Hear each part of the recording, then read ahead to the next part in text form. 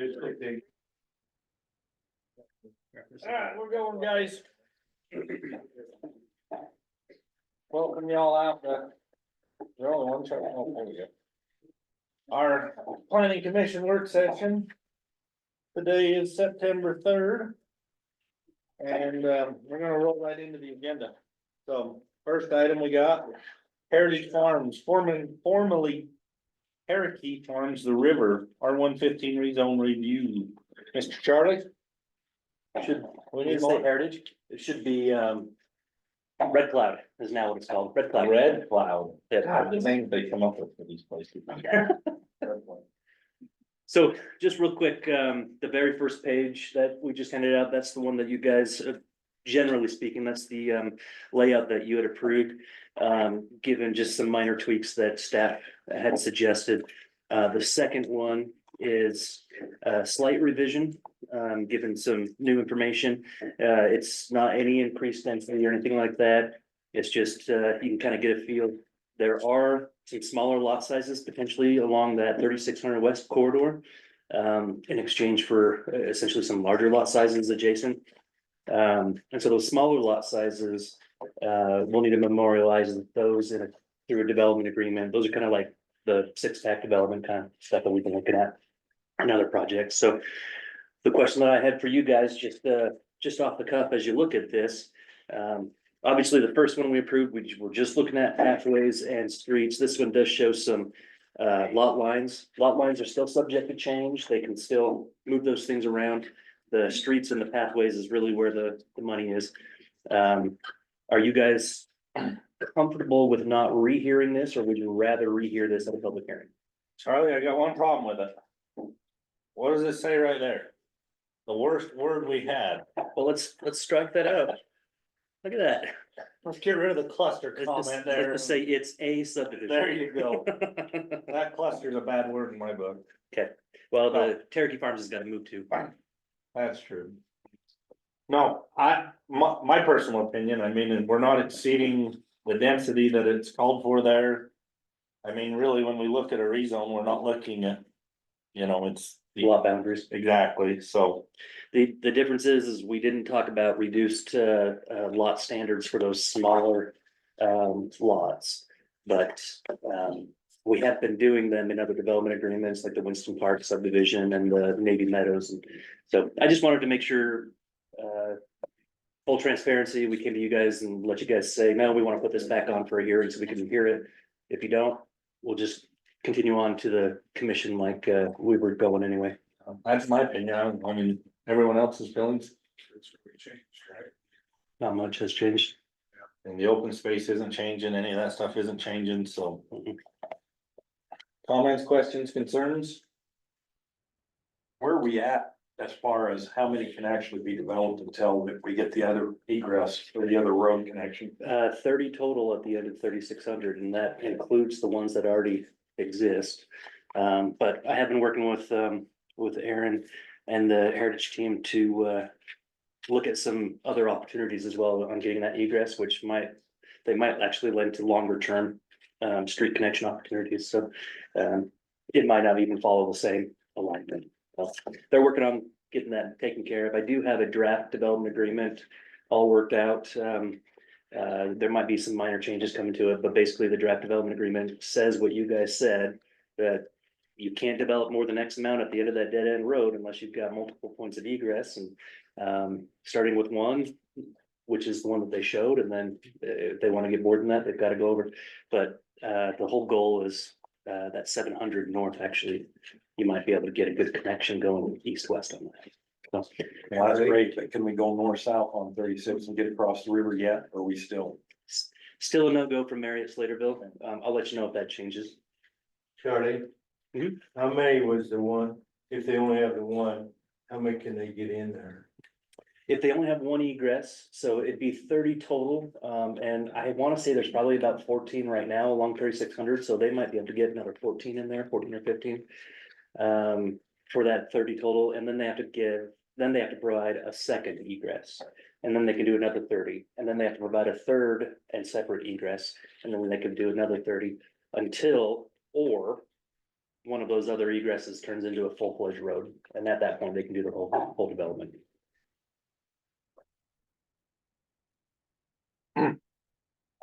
Any questions with that? Make short work of it. Any questions for the developer? He's not used to it being this easy for him, huh? Oh, we're gonna go home cry tonight too. Happy to, right?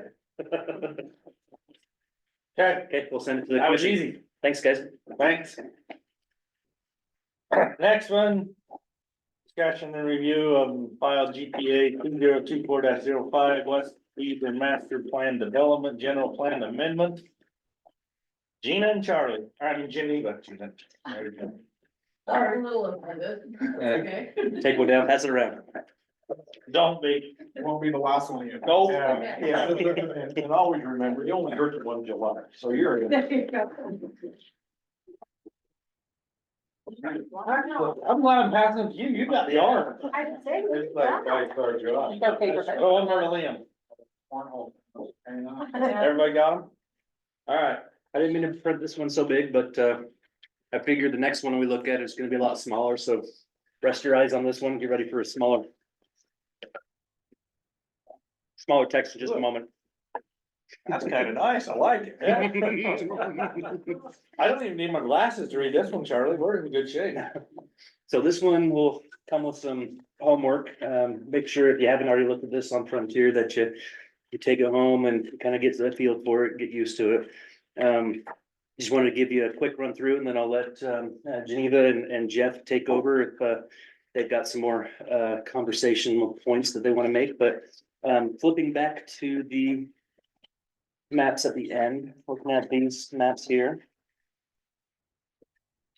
The land use designations, the colors that they use are the same designations that are on our general plan map. And if you go to the two maps at the very end, the second to last one is what our current general plan shows, and that has a red outline where the approximate property boundaries are. And the very last one, I just kind of did a transparent overlay so you can kind of see how theirs ties into the rest of ours, our plan here. So the general plan has all this in green, right? It shows agriculture. Mhm. But that was because the owner of the property wanted it left that way, correct? I think so. And maybe not the owner, but maybe there were others in that area. I'm not exactly sure how the conversation went at the time. I think that what I recall, I I am. were very adamant that it stayed in Yeah, green, they weren't developing this, so. Yeah. So I just want that to be kind of known that it was not a. It was a owner choice and push to keep that in. Ag. So that there's not a huge. Uproar, I guess, when we look to changing it more into a residential type setting, so. Do you guys want to hear from the Mhm. applicant? Do we? Well, you're gonna be disappointed, because I'm gonna let Jeff take it today, so. Stay here, or I have this. Come join the table with us. On both of us, Yeah, okay? Like this. we're very informal at the, well, we're informal most of them, until they kick me out of being in charge.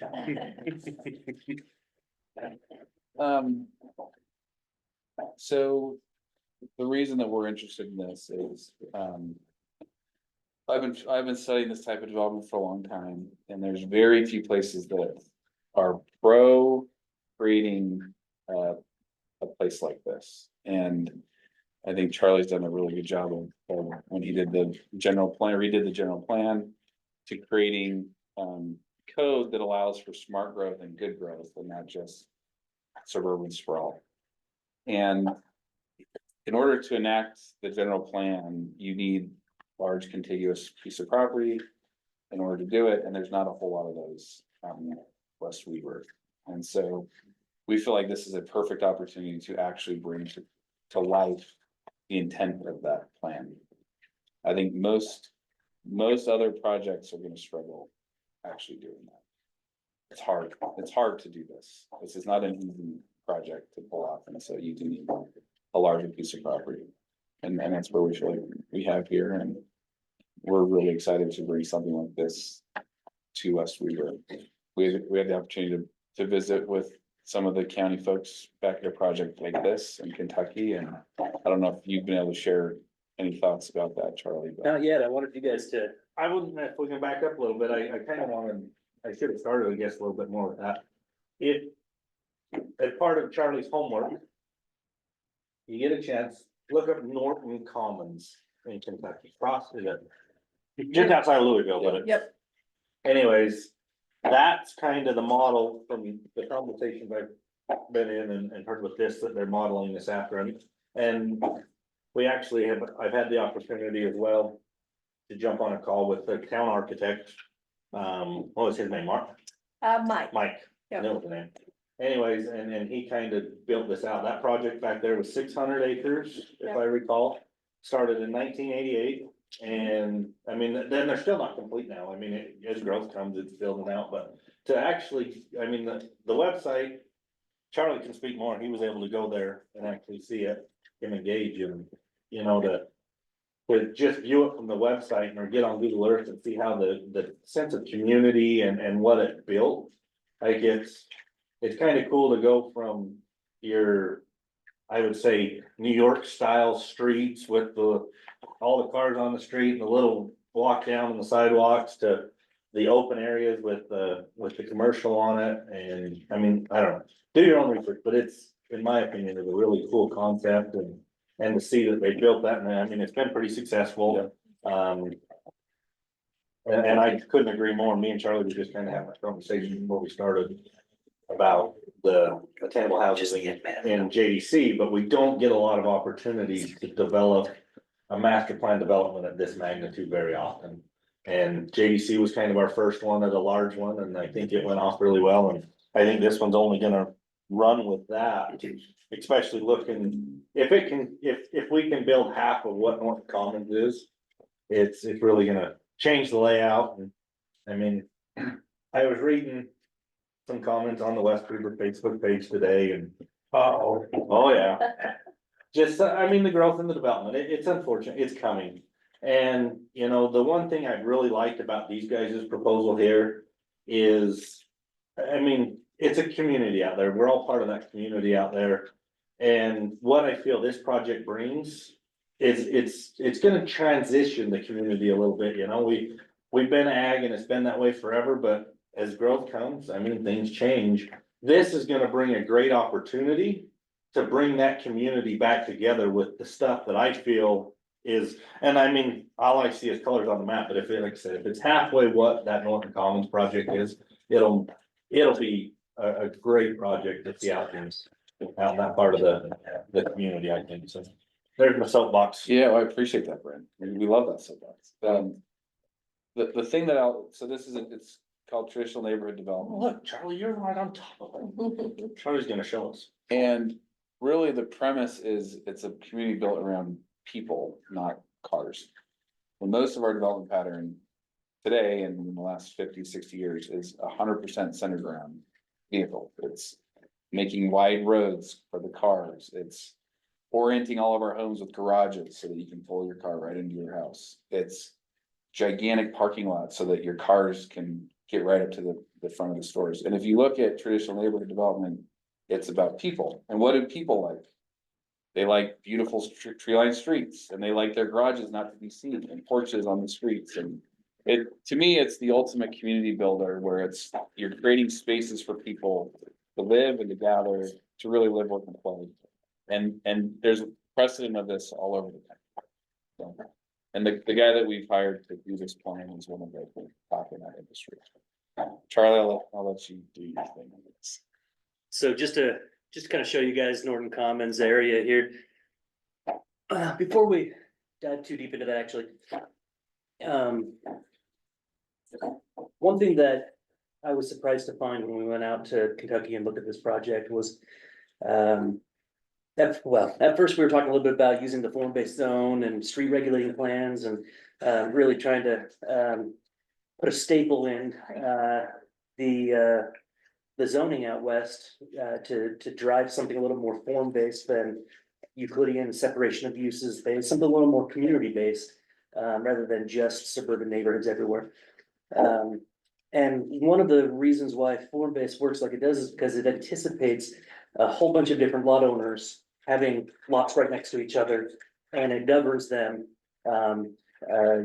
in relative to each other, I should say. When you look at a master plan project, you don't necessarily need that because you got a developer who's got a motivated self-interest to create something better, something that doesn't require quite as much county oversight or regulation, because this is the product that they're trying to market.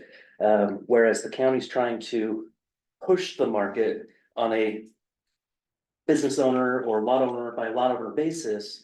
A master developer can do that just a little bit differently. And one of the things that really kind of took me by surprise is the developer has full control over who buys property in their development. And so if the developer says this area should be our commercial area, but we've got the ability to allow maybe some single family residential to exist in our commercial area. Well, the planner says, oh, no single family residential in your commercial because you're gonna drive out your commercial, all you're gonna get is single family in there. And he said, no, we just won't sell it to someone if it's a single family home that we don't think matches or fits in. And so the regulatory side can be a lot softer, I think, from this perspective. We just need to, in working with the developers, we need to create, instead of a development agreement that says thou shalt do X, Y, and Z, very specifically, it'll be more like, thou shalt have an operations model that looks like X, Y, and Z. With a town architect, and you'll choose to carefully configure the types of uses that are going to happen in your area. I mean, they have the same struggle that every other community has, is you don't have enough rooftops, you don't get commercial. Right, but if you put too many rooftops where your commercial should be, then you don't get commercial. And so how do you do this in a way that really works well for an entire community?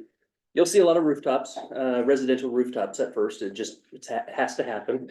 But out of the 500 acres, we went in middle of the day on a Wednesday, went and got gelato in their downtown. It was, what was it, 2 o'clock in the afternoon when we did that? They didn't have to wait for everyone to get off work. There's enough of a market base there for a gelato ice cream place to be there. So I just want to show you, this is the kind of the downtown area. Right in this area here, they've got an open space promenade that opens up to some pretty cool open space areas around the exterior. They've got an elementary school here that they worked really hard with the school district to design in a certain way and put on the property a certain way. But then they kind of have their commercial promenade down in this area here. Just drop a guy. That really just brings their commercial development up to the street. And their town architect, their covenants, they have specific standards that people have to abide by. And so every building that is proposed and land use that's proposed goes through that committee, and verification of whether or not they should sell that property to that prospective buyer. It comes way on the front end. Now, they're not necessarily picking out what their lighting devices are on the front end, but at the very least, they're looking at architectural styling on the front end. And then as you get out of that area, how do I go back? There we go. It's into that center area. Right here. Is that the one we looked at in our meeting the other day? Mhm. Yeah. So here you got, there's a big building right there now, but here you got kind of your downtown village square, 4-story buildings. I think they've got on the periphery, they've got what, 5 or 6-story apartment, but that's about the tallest that they have in this area. But if you drive down the road, just take you for a little ride. You see they've got one way here, one way there, a promenade with your pedestrian connectivity in the middle, which I think is pretty cool. As long as you don't have too many cross streets, which you can see they've got streets that stub in but don't cross in some places. Same with here. And at the end, one thing that I thought was really cool is at the end of some of these street views, they got some kind of a visual anchor that really helps drive kind of the community theme or the community feeling. So, and as you can see, as we're moving out, we're getting into an area that has single family. So we had multifamily, well, we had commercial at the bottom, mixed use on top, which might be residential, might not be. And then as you move out, you had some multifamily, you had some fourplexes, some duplexes. Once you get out here a little bit further, we're looking at single family homes. But in some cases, they get a mixture. So you might have, maybe you've got a front door here and here, but the style and the form of the building blends in really well right next door to a single family home. You wouldn't really tell the difference as you're driving through, with the exception of maybe you'll see two front doors. And then as you get further out into the exterior parts of their developments, you get into some really big style homes. Single family homes, you get a little bit bigger lot sizes out here, not much bigger, but a little bit bigger. Looks like they're building the parking structure for their apartment complex that they now have built right out here. But beyond that parking structure, you got single family. There's a little bit of commercial area around where that multi-fam parking or apartment complex is. On the kind of the idea behind these is there's a 1/4 mile diameter and a 5-minute walk to the edge to a town center or something interesting. And so they drop these circles in. So that parking structure is the middle of another circle. So they actually have 2 kind of town centers in Moroccans. They've got alleys with garages that face the alleyway. In fact, I don't know if you've noticed, but you haven't seen a front facing garage this whole time. They've got community parks within the development. It's really a charming neighborhood. It's almost a Newberry, kind of feeling as you go through. You're like, how does this place even exist? And it was just some of the questions that we had for the developer was, what motivated you to do this? And he said, you get a lot of different types of developers, and sometimes developers, they get stuck in their box because that's when you're looking at risk versus reward, that is what they know works. But he said they had enough experience and they had enough capital to get in at first as they can and do something a little bit outside the box, something that they knew would work if it was done the right way. And they did. I also think there's a long-term view on this. Like if we were interested in just entitling and rolling out, you wouldn't do this. But the guy that we met, he's been there for 35 years. He has 4 generations of his family that live in this place. Like he's building it for the long term. And I think you make different decisions when that's your horizon versus a 3 to 5 year, I'm gonna spin out of this and go to my next thing. I can give you my perspective. So our field trip that we went on, I want to, honestly, I think we should do that at least once a year. It offers a lot of opportunity as far as even just discussion that you wouldn't have in a normal setting like this. A discussion that Andrew and I had on that field trip has really made me think about things like this. Andrew and I both grew up in rural areas, farm country, where there was nothing around, and about that's what it should be. But being young, getting married, having to find somewhere that you could afford, that's not really realistic out in the rural area, right?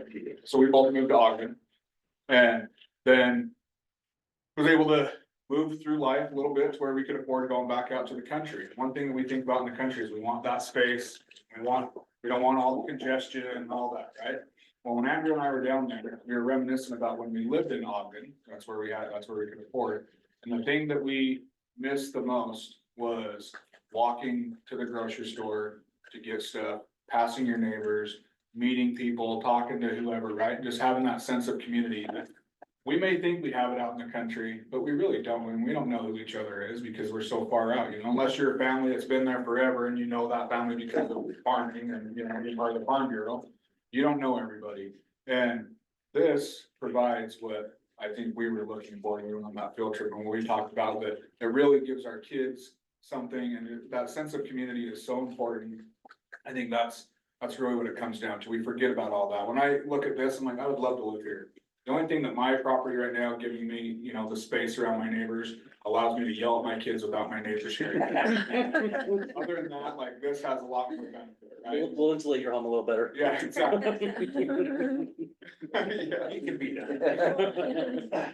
But I mean, that being said, I know that was a long way to explain it, but I really think that this is a huge benefit to our community to have developments like this. And I like what Charlie said as far as having a master plan, because each piece is gonna work off of each other. You need each piece to be successful so the whole thing comes together rightfully, right? Rather than we're trying to get this developer to work on what we want for here and follow our general plan, so it simplifies everything in my, from what I can see here.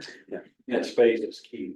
Yeah, They've got a big enough massive land that's contiguous to be able to do something, and we've had the discussion, even going back to when we were working on the general plan, about planning areas, not properties.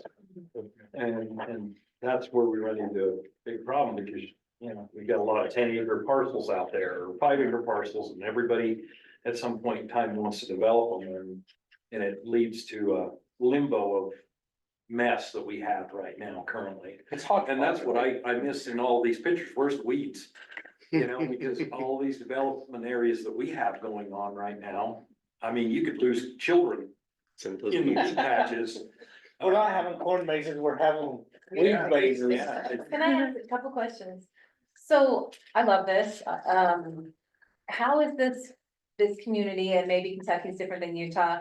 We do have a. Yeah, maybe a little bit. And maybe they had to adapt to this lifestyle, but we have a lot of large trucks driving, motorhome owning folk in Utah. And. You from Kentucky? What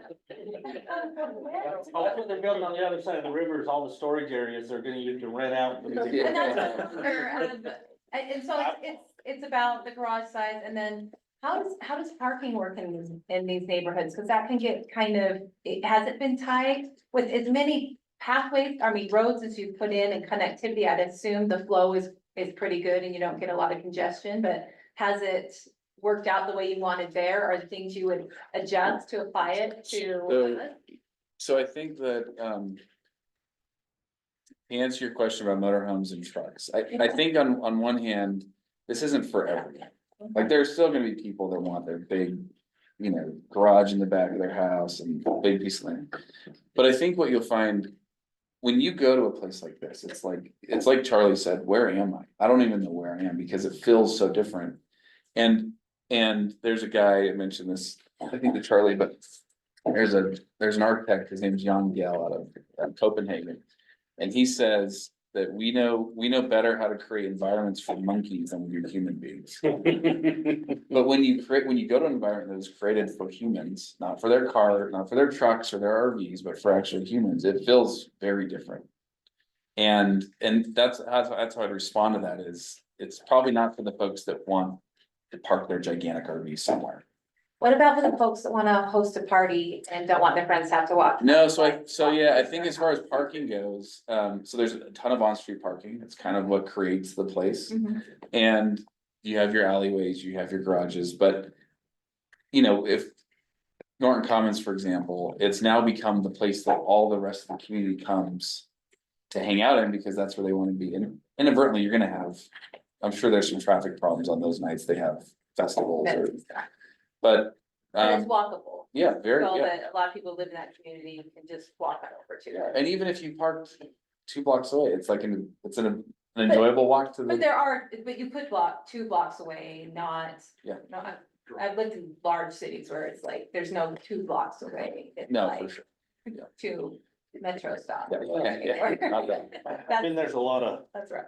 community spaces as well for stuff like that. At least, I mean, in the Norton Commons one, where they've got those, you know, similar to.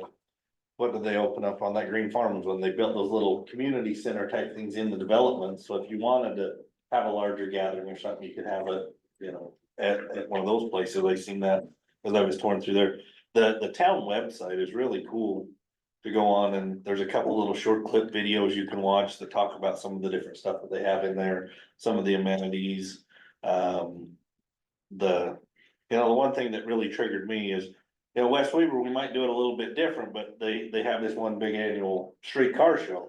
Well, West Weaver, you know, there might be a few farmers of us left out there that we could have our tractor show at the little street deal, you know, I just, yeah. So, but in general, the parking hasn't been prohibited in the community. One last thing that I noticed in developments like this is you don't have any driveways along the street because they're all alley loaded. So you have additional curbside parking in those areas because you don't have the driveways for every single home. And that is so much safer too. That's my other issue with on-street parking. It does not work well with driveways. Right. So that eliminates a couple of issues right there. And then also too, I've said this many times, but the biggest downfall to Ogden City is when they did the alleyways, they didn't choose to have the sole access the alleyways. They allowed access off of the public streets. So that when everyone's using the alleyways, they're safe because they're going to the alleyways. And that's their only way to get into their parking. So everyone's keeping the eye on the alleyways and that's how they stay safe. But in Ogden City, we have the double opportunity. You have the alleyways plus the driveways coming in from the street. And so those alleyways really are not safe because of, you don't have those eyes. Couple things, as we rolled in, I think we rolled in right down this, that looks like Dowland. He wasn't with us though, was he? We rolled in right in this area here, and these buildings, as you're coming into town, how old did this say, 15 years old? If that, I mean, First to be built. they're done in that, old colonial style. That you might find in typical downtown areas, both eastern and western seaboard. We've got, one building up in the Ogden Valley where they preserved historic brick.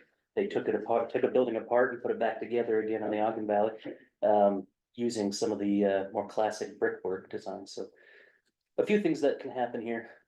So with that in mind, looking at what they've proposed for street regulating plan versus what your current general plan shows on it.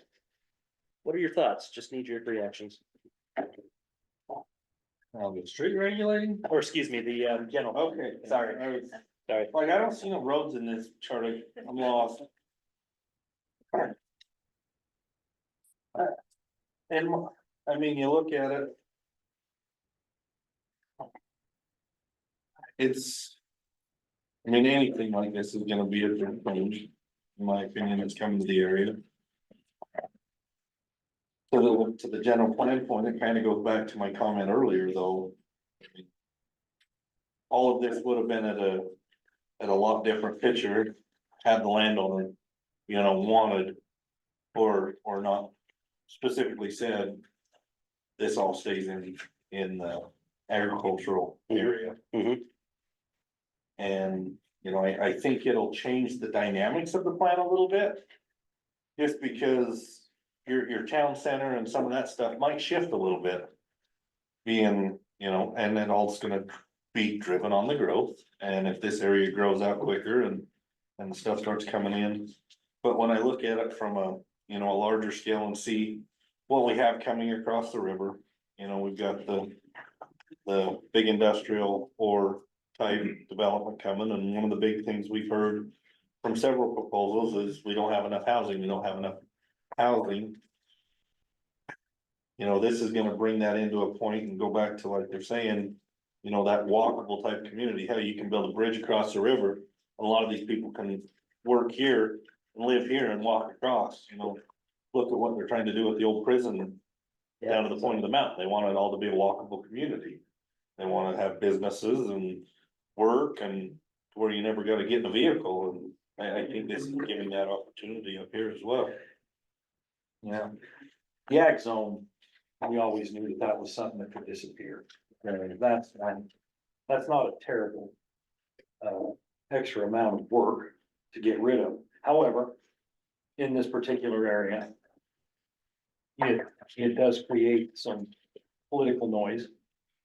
Maybe not political, but some folks that, didn't anticipate this. And I don't think the current owner, whoever that is, but the farmer didn't really anticipate this is what was gonna happen either. Maybe 5 or 10 years ago. So you got a paradox here. You got the best thing and the worst thing. You got the right place and the wrong place all at the same time. And as far as it fitting in with the general plan, it's fine. It works. If these guys can make it work and get it through the process and get the community understanding, I think it works just fine. Any other thoughts? So if this went to a vote, public hearing and a vote in your next meeting, you think you're ready to make a decision on it? Now, it would be tied to this development specifically, any sort of change. That's my only criteria is if we make Yeah, those that's- changes, I okay. want it to be tied to a developer. And Okay, then expires if it's not them. So we trust them to do it. I don't know, I trust the next person. Or you don't trust multiple developers. Splitting it out. Splitting it up. I don't think it would work. I mean, for the vision and kind of, I guess what we're being sold on. You know, what we see, and this is what we hope to a point, to some extent we get as an end result. But if it come in and started getting piecemealed, then I would have the concern that. It's just like we see areas that are getting improved and I get it. You gotta have rooftops to bring commercial, but at some point, that commercial's gotta come. But if it can be a quick, if I hurry and flop this from commercial to a residential, cause I can make more money on it and it's I'm out and done.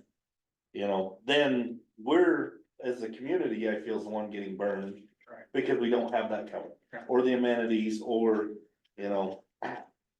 there's always the concern and.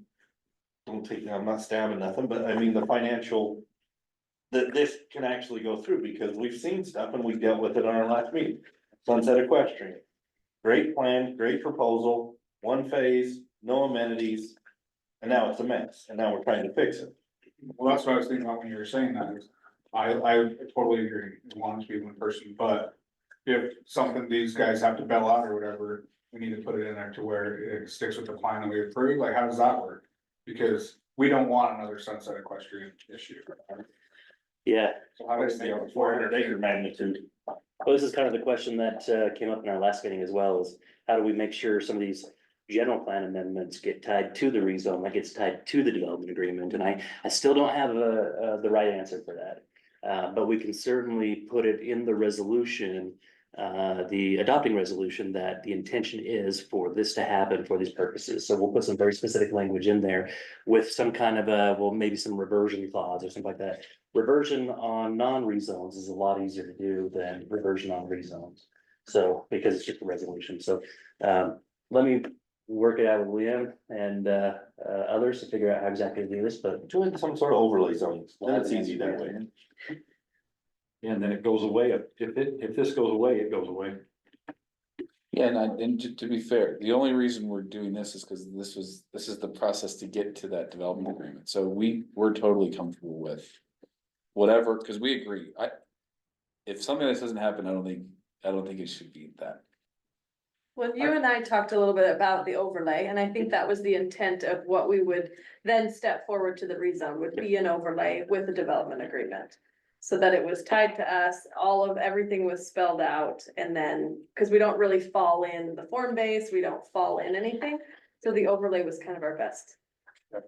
Charlie, in the general plan, we may want to look at the policy, we may do implementation strategies and put language in there and then talk about architecture and things like that, similar to what we did in the military.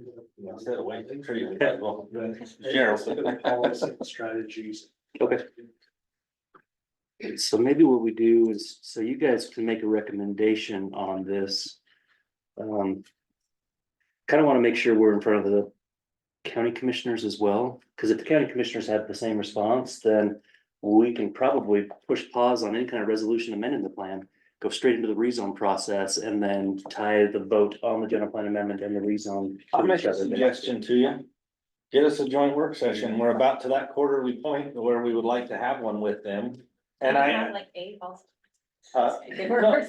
Well, I mean, when you look at it to something at this magnitude, I really think, I mean, it's a big change to the area. It'd be good to have a discussion with them, you know, like we've done on some of these larger ones. Yeah, we can do that. What is their feeling on it? Are they concerned? I haven't personally had conversations with anyone other than Gage, and Gage was with me when we were out doing the visit, and he seemed to like it. But, you know, you still have to plug all your thoughts into your political dynamics and all that, so I'm not exactly sure where we'll vote on this in the end, but I think it'd be worthwhile to get in front of them sooner rather than later, so that we can jump right to development agreement and rezone. And Gage's comment when you're done with that visit was, it's one thing to see it here, it's another thing to actually experience it. He was really impressed. Yeah, he said this is the right way to do these kind of projects, so. I just asked them to know if, I mean, if they're already on board, they've got the vision, then it won't be as necessary to do the joint work session, but if you feel like they would need more opinions and I think convincing them. not even so much this, but talking through that process of Yeah. how we can do that with the concerns like, you know, Oh, time, to the talking about point time of developers. how do we to tie zones. the rezone, I mean, the type of overlay, can it be an overlay type or something Okay. along those lines?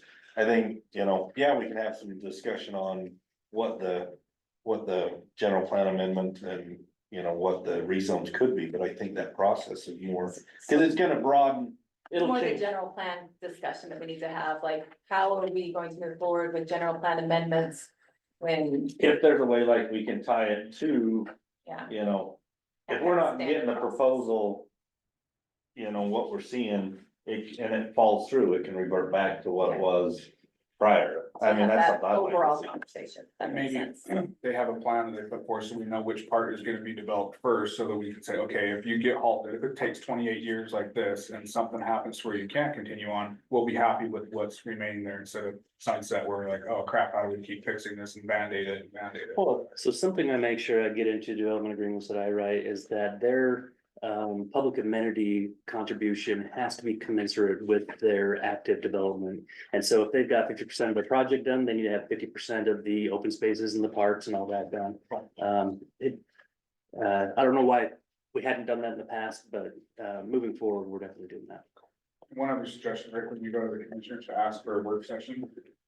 I think that all the work sessions we've had have been great to be able to have that dialogue, but having a short session like we've been having maybe prevents a little bit of like this whole dialogue. So it'd be really nice to have, not be like, okay, what's your response? What's your response? I'd like to. Let's have a discussion. Yeah, not like, okay, Rick, give me your thoughts on it, because, no, sometimes it's like, I don't have a lot of thoughts yet, or you just feel rushed and you forget, so. Let me see if they'll work with us, because they've given us either 15 or a half an hour block, and we can get 45 or an hour. Yeah, even if it's later. Why does it gotta be in their Once a Monday year. work sessions? I mean, Yeah. in the past, we've had meetings here and. We have. Yeah, and it would be nice that, I mean, that rings a little bit more open, more, I don't know, just a relaxed and more inviting. Yeah. I guess maybe is what I'm asking for. It sounds really nitpicky, but it does change the tone of it. Well, it is, you get a lot of a different outcome. Yeah. You know, I remember when we had them going through the general plan and stuff, and we sat around this table and we had good discussions. Yeah. And it was a discussion, it wasn't a, give me Yeah. your points and we move on. Maybe we start out with a Monday meeting and then let them get familiarized with it, and then we come together and do something in an evening. I had to be, I mean, honest, it would probably, if you guys are staffing it, and if this is what planning commission's thoughts are, this is what they're driving for. So that they can start getting their thought process, and then we come to a work session after that. Yeah, That's because what I was thinking. that's exactly what I'm Yeah. thinking, because I think that if we just hit them cold turkey and they haven't been acclimated to Yeah. it, I think we need to. We'd have a lot better discussion if they've had time to review, think, and then we can come together similar to like what we've had here tonight. Yeah. Yeah, that's fair. We've had a chance to be acclimated, give them a chance. Yeah. Okay. Sick, overtime. Got anything else for us? No, thank you for your Yeah, time. thank you. That was great. Appreciate it. Awesome, thanks. Okay. Thank you. We're flying, Charlie, we are gonna be done by 6. Oh, here's the big one. No.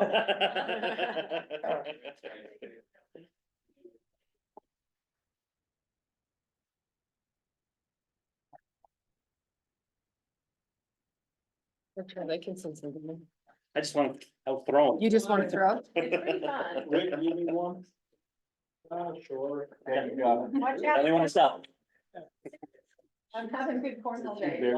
Very Got enough over there? Yeah, we're good over here. Do not play basketball. It looks like a volleyball or basketball. That's being here started and I was doctors. Yeah. 801, 330. Anybody else need one, want one? I've got other copies. Didn't know how many people are gonna be here. That's a lot of paper, Charlie. Yep, sorry. That's fine print. We should have went with the big ones on this one too. Get your glasses back on. I gotta put my glasses back on. Yeah, we just have to sit on it. We'll see over the corn truck steering wheel.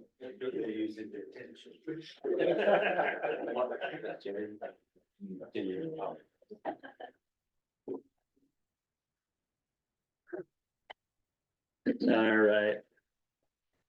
You guys want to join the table? You guys okay if the developers join us? Nah, we don't want these guys sitting on the table. Just kidding. Come join us. Move down some of this. Thank you. Yeah. Cause they're removed. Good, how are you? Oh, my God, oh, yeah. How you doing, Jeff? Good. Everybody have a good Labor Day? Yeah, that problem. You're gonna get survived. I fought the traffic in the canyon all weekend. That was, This Canyon? yeah, Ogden. We actually just had about a 2 hour long meeting. I just got out of Did it. Before I come to this one over that. I bet they were trying to have that washed out section in place before Labor Day and it just didn't come together. huh? Not even messing with the washed out section. Oh, really? Just bury it. Just bury it. Really? Wow. Yeah, there's one spot in the wall they did some work on, but that whole project's just putting that cast in place barrier along there. Oh, man. We're tired of going and fishing it out of the river. For sure. A couple guys who felt, put it in there. Yeah. Can't you just stick some big magnets, just hold it there? Oh, big magnet. That canyon right now is causing a lot of stress at work. Yeah, there's a lot of talk about it, right? Like revising it and everything. Gotta get a trail up there somehow. It's on the other side. Okay, so you okay if I jump in? Sorry, yeah, do you need me to introduce it? No, you don't have. All right. I wanted you guys to turn to the second to last page in that packet. It's the map that's up on the screen right now. Putting out all this, we only gotta deal with the last 2 pages, Charlie? Now we're just starting with the back. So I purposely made this really hard to read so that nobody asks any questions. He's looking to get home early. There you go. Listening to him, Liam. No. There you go. You can see that up on the screen. That kind of gives you a feel for what these different zones are and zone types, the colors, the blobs that you see on the map. Basically, starting with the R115 at the periphery over on 7500, and then kind of works its way inward to the R3 zone. The applicant's asking that we look at the R3 zone and split them apart into 2 different types of multifamily. One being multifamily attached, the other being multifamily stacked. And stacked would still come with height limitations, and we'll talk about what each of those are. With that in mind, any questions about the layout of the master plan as it stands now? Well, determines if we know where that Westbridge corridor is gonna go. Right. You guys want to speak to that? You bet. We've had a lot of discussions with UDOT trying to figure that out. And the answer is they don't know. They're not able to be proactive in any of their planning. The whole way that their UDOT funding is structured is there has to be a problem for them to address before they can go out and attach funding to it and actually solve the problem. So they don't have the ability to look forward like we do. They do, however, look forward to anticipating the corridor in its overall length, all the way north to Box Elder County.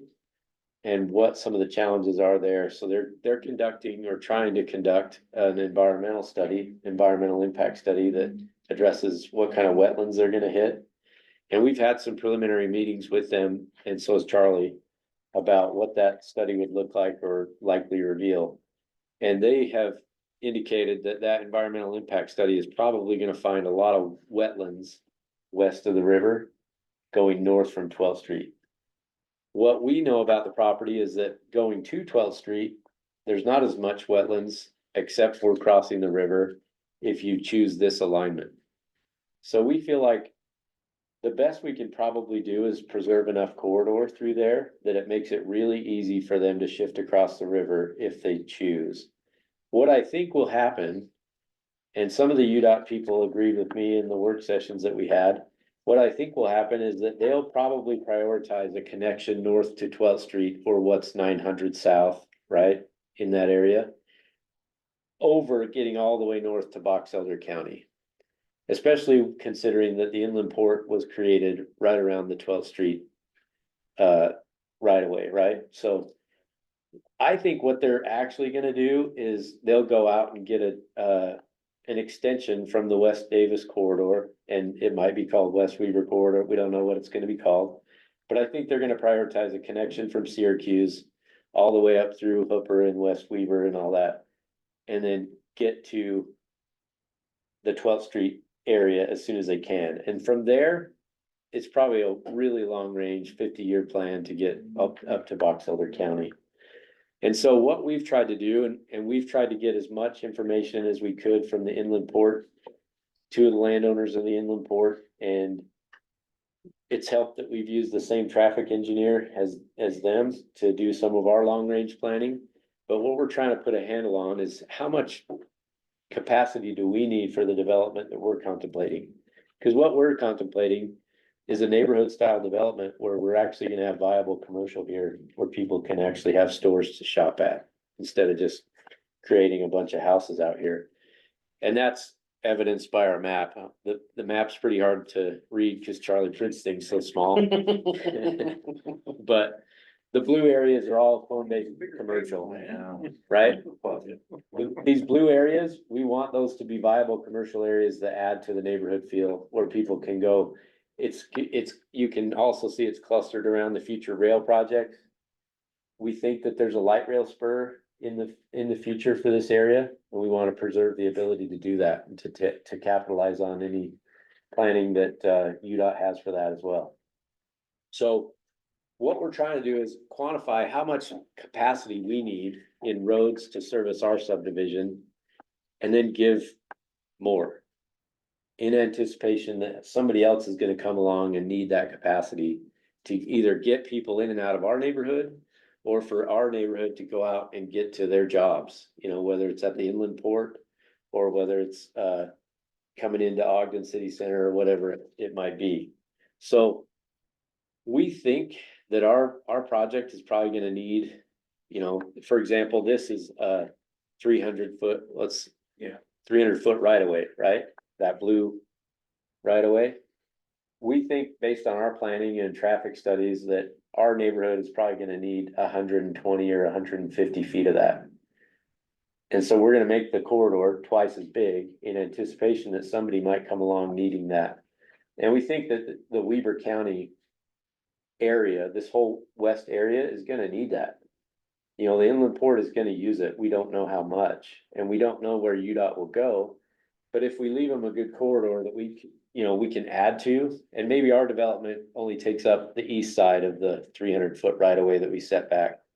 But if we preserve the rest of that corridor for somebody to come in and improve a road too, or add another 2-lane road on the other side, then I feel like we've anticipated as much as we could without being able to pull the strings, right? Like, we don't really know, we don't get to pull the levers at UDOT to tell them where to put roads, but we can do what we can to anticipate what their traffic needs are and then just put it somewhere so that they don't have to go and demo houses or businesses to put a road through it.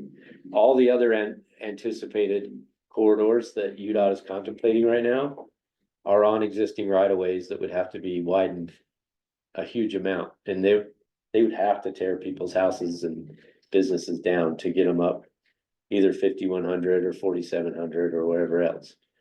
So we think at least to 12th Street, this is probably a more viable solution, and then it would justify fast tracking the connection to 12th Street to some degree.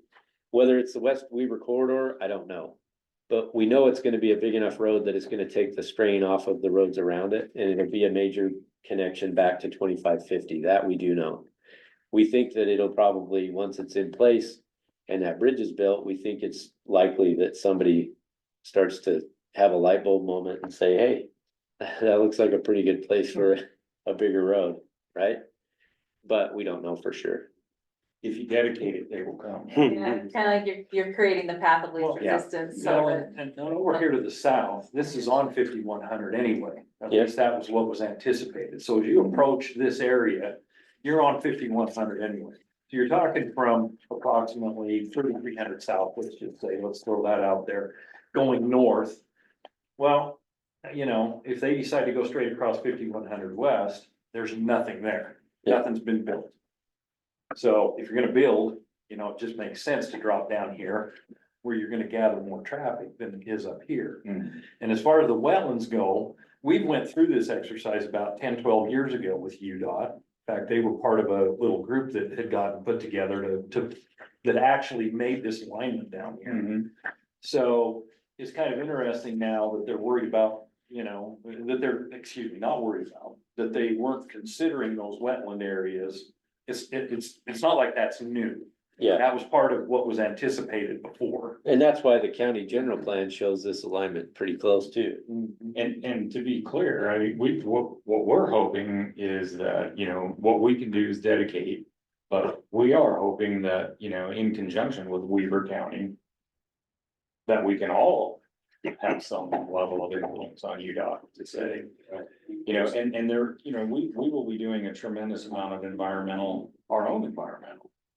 On that bridge connection to begin with, which, you know, we anticipate will go a long ways for UDOT to say, oh, well, maybe it's not. I mean, we're gonna dedicate right away and we're gonna do environmental studies for them to be able to literally hand it them. Seems pretty hard for us if they'll choose a different path when they're destroying people's homes or. Yeah, and we'll likely have to mitigate quite a bit of wetlands as we get the bridges done anyway, either by setting them aside and preserving them. Or doing some wetlands purchases or set aside to mitigate what we disturb in a major bridge, right? So I think once we solve some of those problems and they can see a path there, maybe they come in and add to that. But it wouldn't be the worst result if they do just stick on 5,100 and go right past us. There's still gonna be a need for an east-west connection there. And we think that this one gets us up into the, you know, 12th Street area so that there is a major connection here or the potential for one. So that some of the traffic from the inland port can get out to the freeway again, because right now, the only solution that they have is 12th Street. And you can't just keep widening one street without that eventually becoming a bottleneck. I mean, that's exactly what we're talking about with Ogden Canyon, right? Well, I look at this as, like you said, this is probably, might start out at 120-foot right-of-way road. Look at what Highway 89 through the east side of Layton was. There you go. You know, that's what it was built, Yeah. when the time come. Yeah. You know, it's reconstructed. The nice thing we have here, though, is your development's gonna know, but in the future, this will come. And they're not gonna have to do the, you know, the demo and. Yeah, well- Highway 89 took 118 structures. Yeah. To build that. Yeah, not only that, but it went through, you know, some lawsuits of its own and some citizen opposition. If we preserve it now, you know, it's gonna be a field for a while or a widened corridor alongside of a road, but it'll be there. And you won't have some citizen group have the ability to come in and say, no way, you know, let's stop the road or whatever. When they buy the house behind it, they know that this corridor is set for a freeway. That's right. And And, you know, the other thing that needs to be considered here is that west of the river, this whole area, there's one access in and out of there. Yeah. And it's 912th Street, 900 and 1200 south. So there's gotta be another way as this grows, not just for the growth, but in case something happens down here at that nice company we call Western Zirconium down here. that they have shut that area down. They've shut West 12th Street down before. When they've had a cloud, of nightmare. whatever it is that they put in the air sometimes go up. So this whole thing is not only based on the proposed, potential population, but there needs to be something taken into consideration for safety out in that area too. Yeah, So what is your plan for, are you doing residential first and then commercial?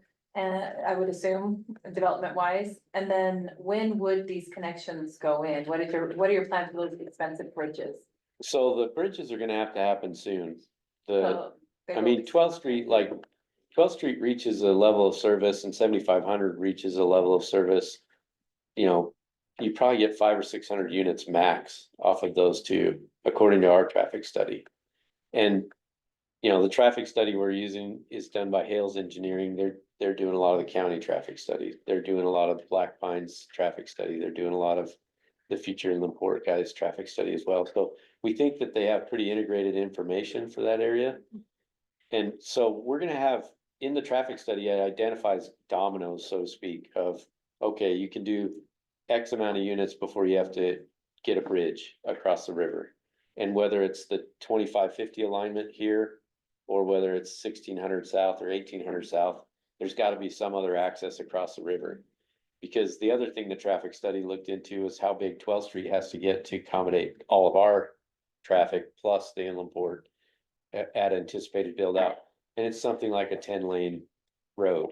And it just can't get, I mean, 12th Street can't get that big on the back of two projects. It just won't. And even if it did, it wouldn't be the best solution. You need another outlet. I think the big constraint we've got here that we haven't really talked about either is the railroad.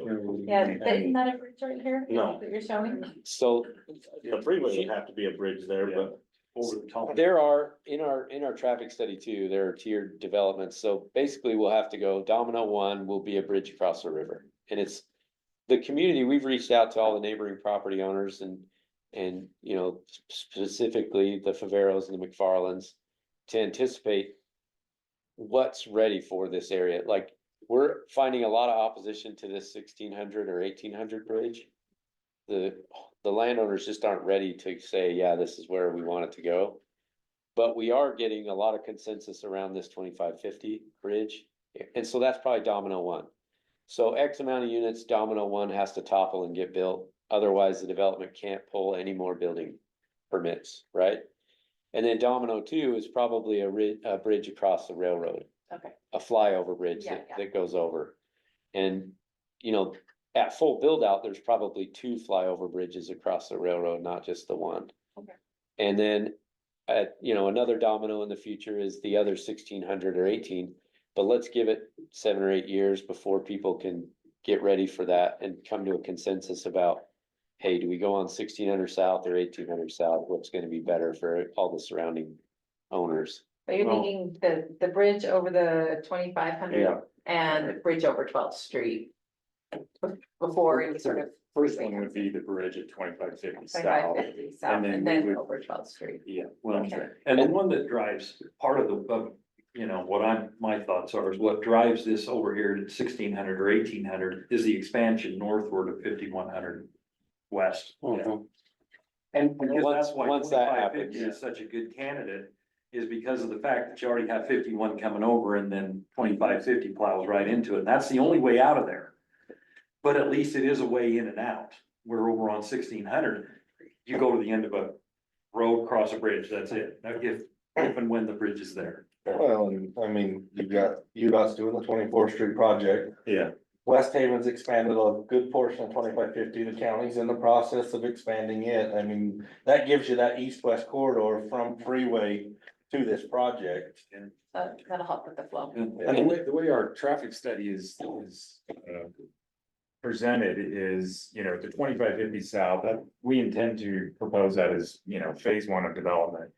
And then the rest of the report will outline all these other scenarios, right? And each scenario attached to it will, you know, provide trip counts and housing units. And so the intention there is, we know what we're gonna start with, and then we'll all have to just remain flexible with what happens to the broader area. when does inland port come in? What does UDOT ultimately decide? And so as we move forward with development, we may identify, one piece of the, so maybe it is the 12th Street Bridge over the railroad tracks.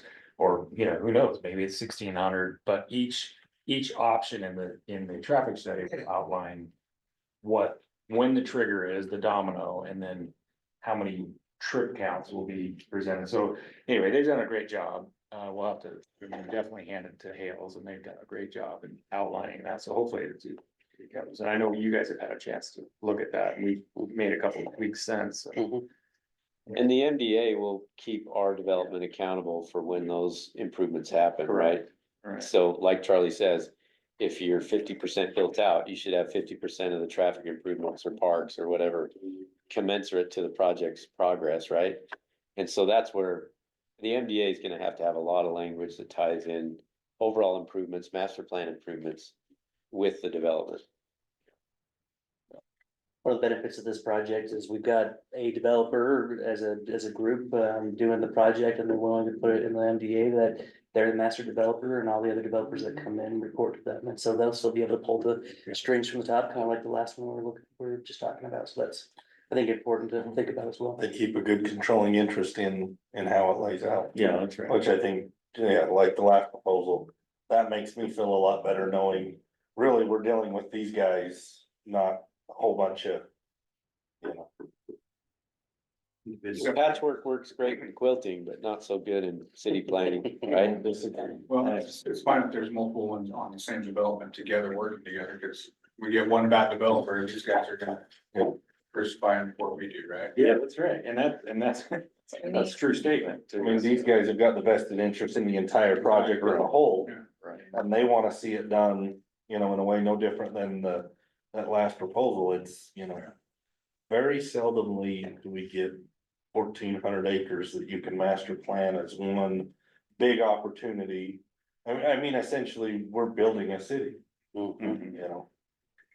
Yeah, and that, I'm glad you brought that up. I mean, that's literally how we want to move forward is this is literally the second city center, right? To Weaver County. And that's how we see it. I mean, when you start talking about the light rail and the stops and, and likely UDOT will look at all of that and take all of that into account as commercial starts to develop. And if Weaver County continues to develop the light rail component, my guess is you'll see UDOT. I mean, it'll just make all the sense in the world for them to take that path.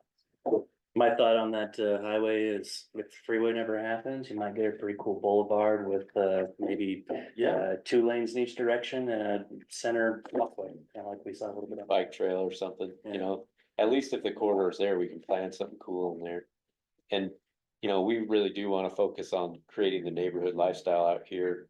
Investing the master development with enough controls that they can administer a lot of the town functions instead of just being a burden to the county to go out and administer services, So we want to put enough covenants and restrictions on the land itself that the master developer has to go out and administer.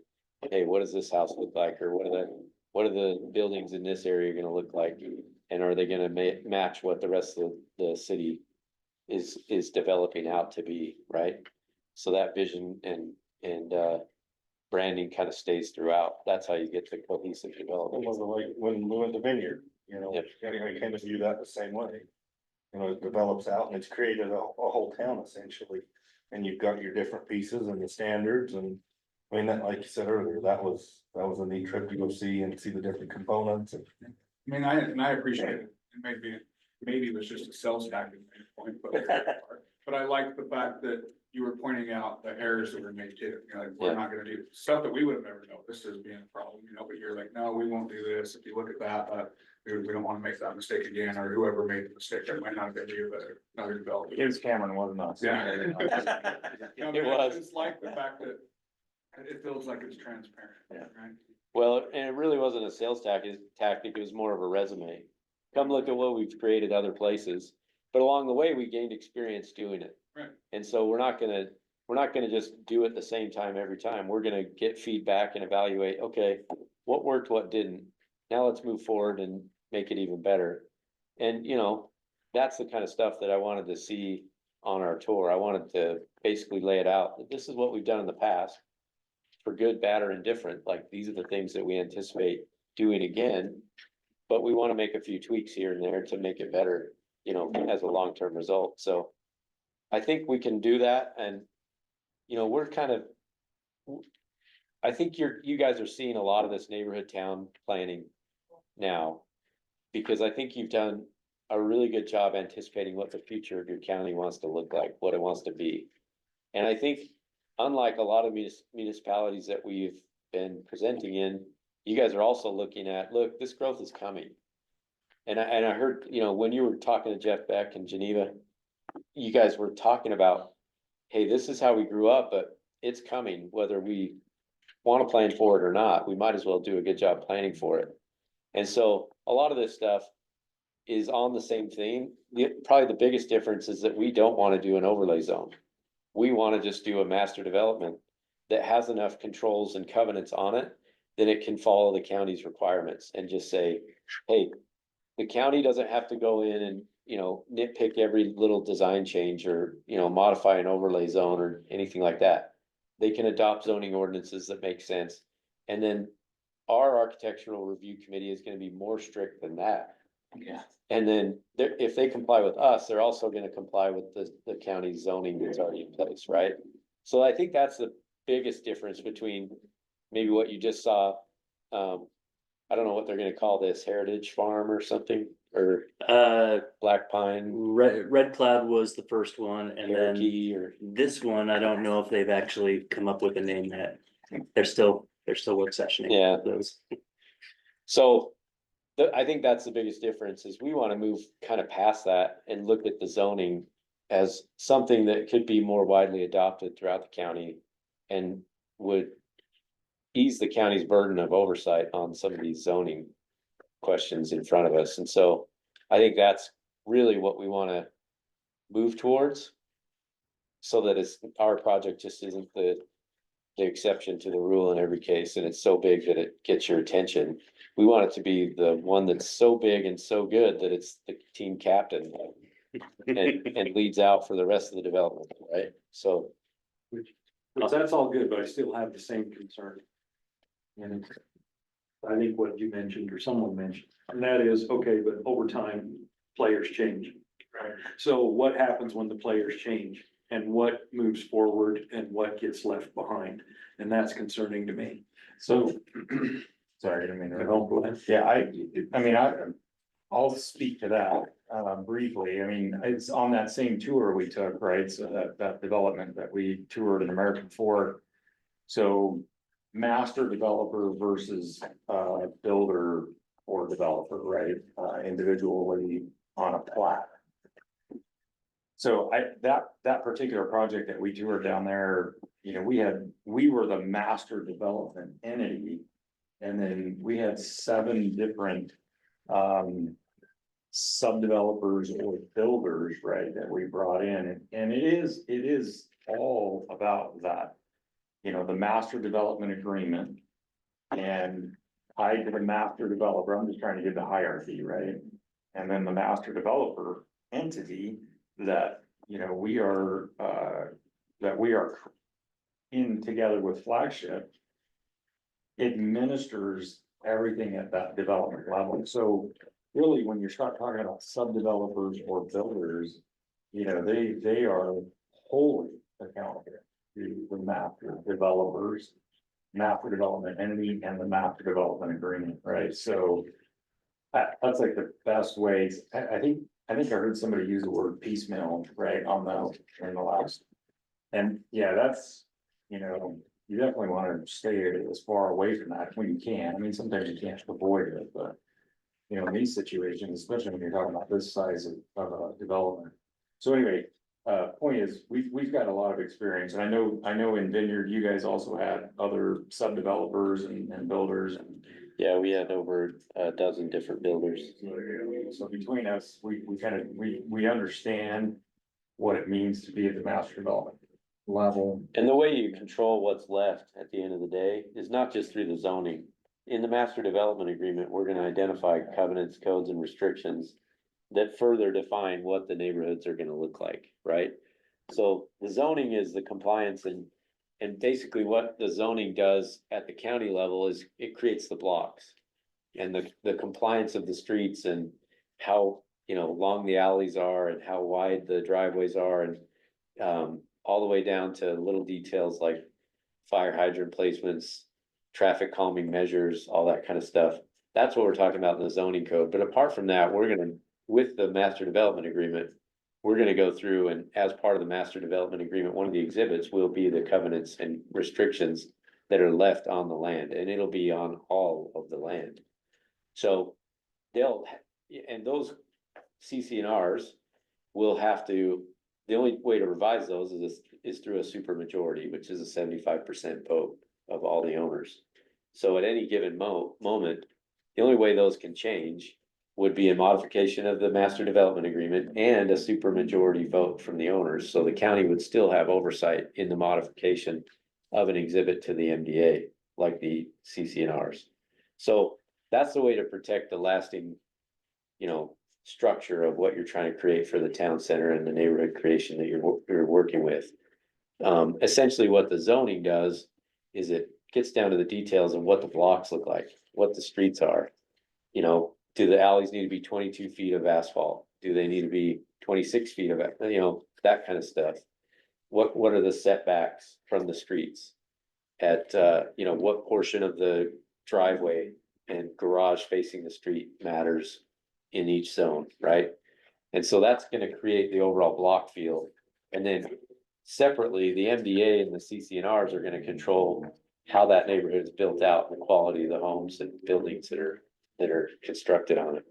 So I'm sorry, Charlie, is that our protection then, is that development agreement? Yes. I mean, I think when we were down there, you said that this project is gonna take probably 40 years. Hmm. Most of us in this room are probably not gonna be we're not gonna be invested in that at that point, right? Yep. So, I hope not. for our kids, right, I don't wanna be here. Yeah. I don't wanna be here. That's right, somewhere. I'd be grateful for another 40.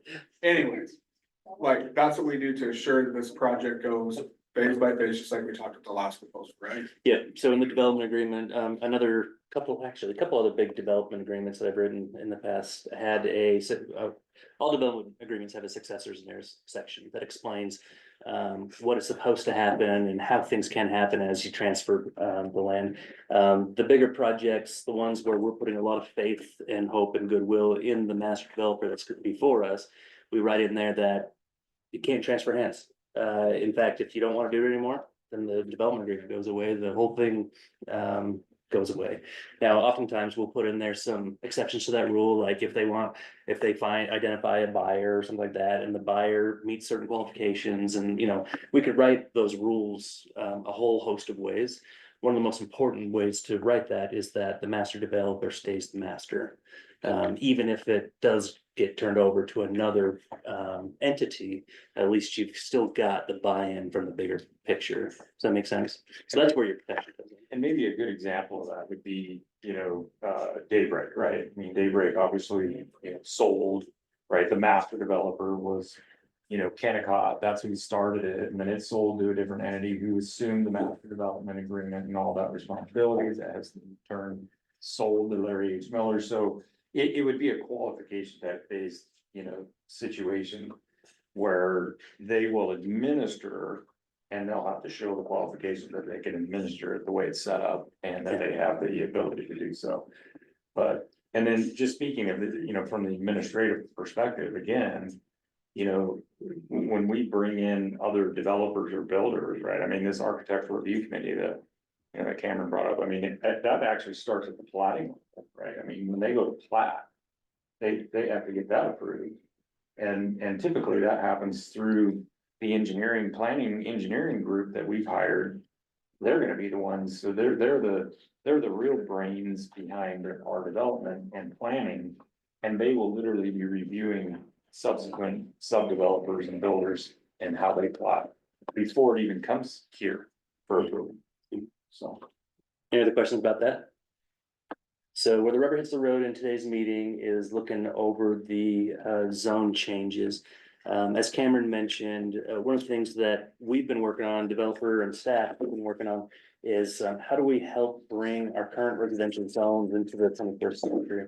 I looked up new urbanism just to make sure I didn't tell you guys the wrong thing, but this can really better and more succinctly explain what it is. New urbanism is a movement that promotes walkable neighborhoods with a variety of housing and job options. The movement aims to address suburban sprawl by creating neighborhoods with smaller homes, narrower streets, and accessible public spaces. New urbanism also advocates for well-designed urban living, clean water, clean air and food, and reliable transportation systems. I mean, that really is a summation of what our general plan is about and is geared towards.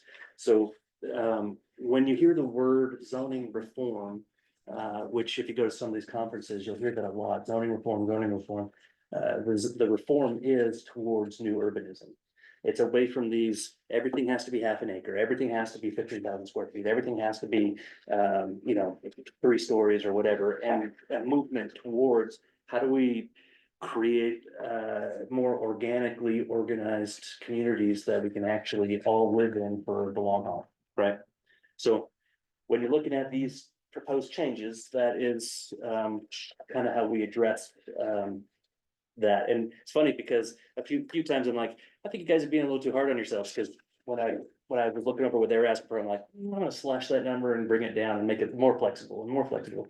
And a couple of times they pushed back and said, if I was a county planner, this is why I wouldn't do it this way, which helped me kind of understand, okay, well, maybe tighten things up a little bit. So this really has been a collaborative effort. I've been trying to make sure that whatever is written fits well within what they're asking for, and they did submit in their overall submittal some requested changes to our code.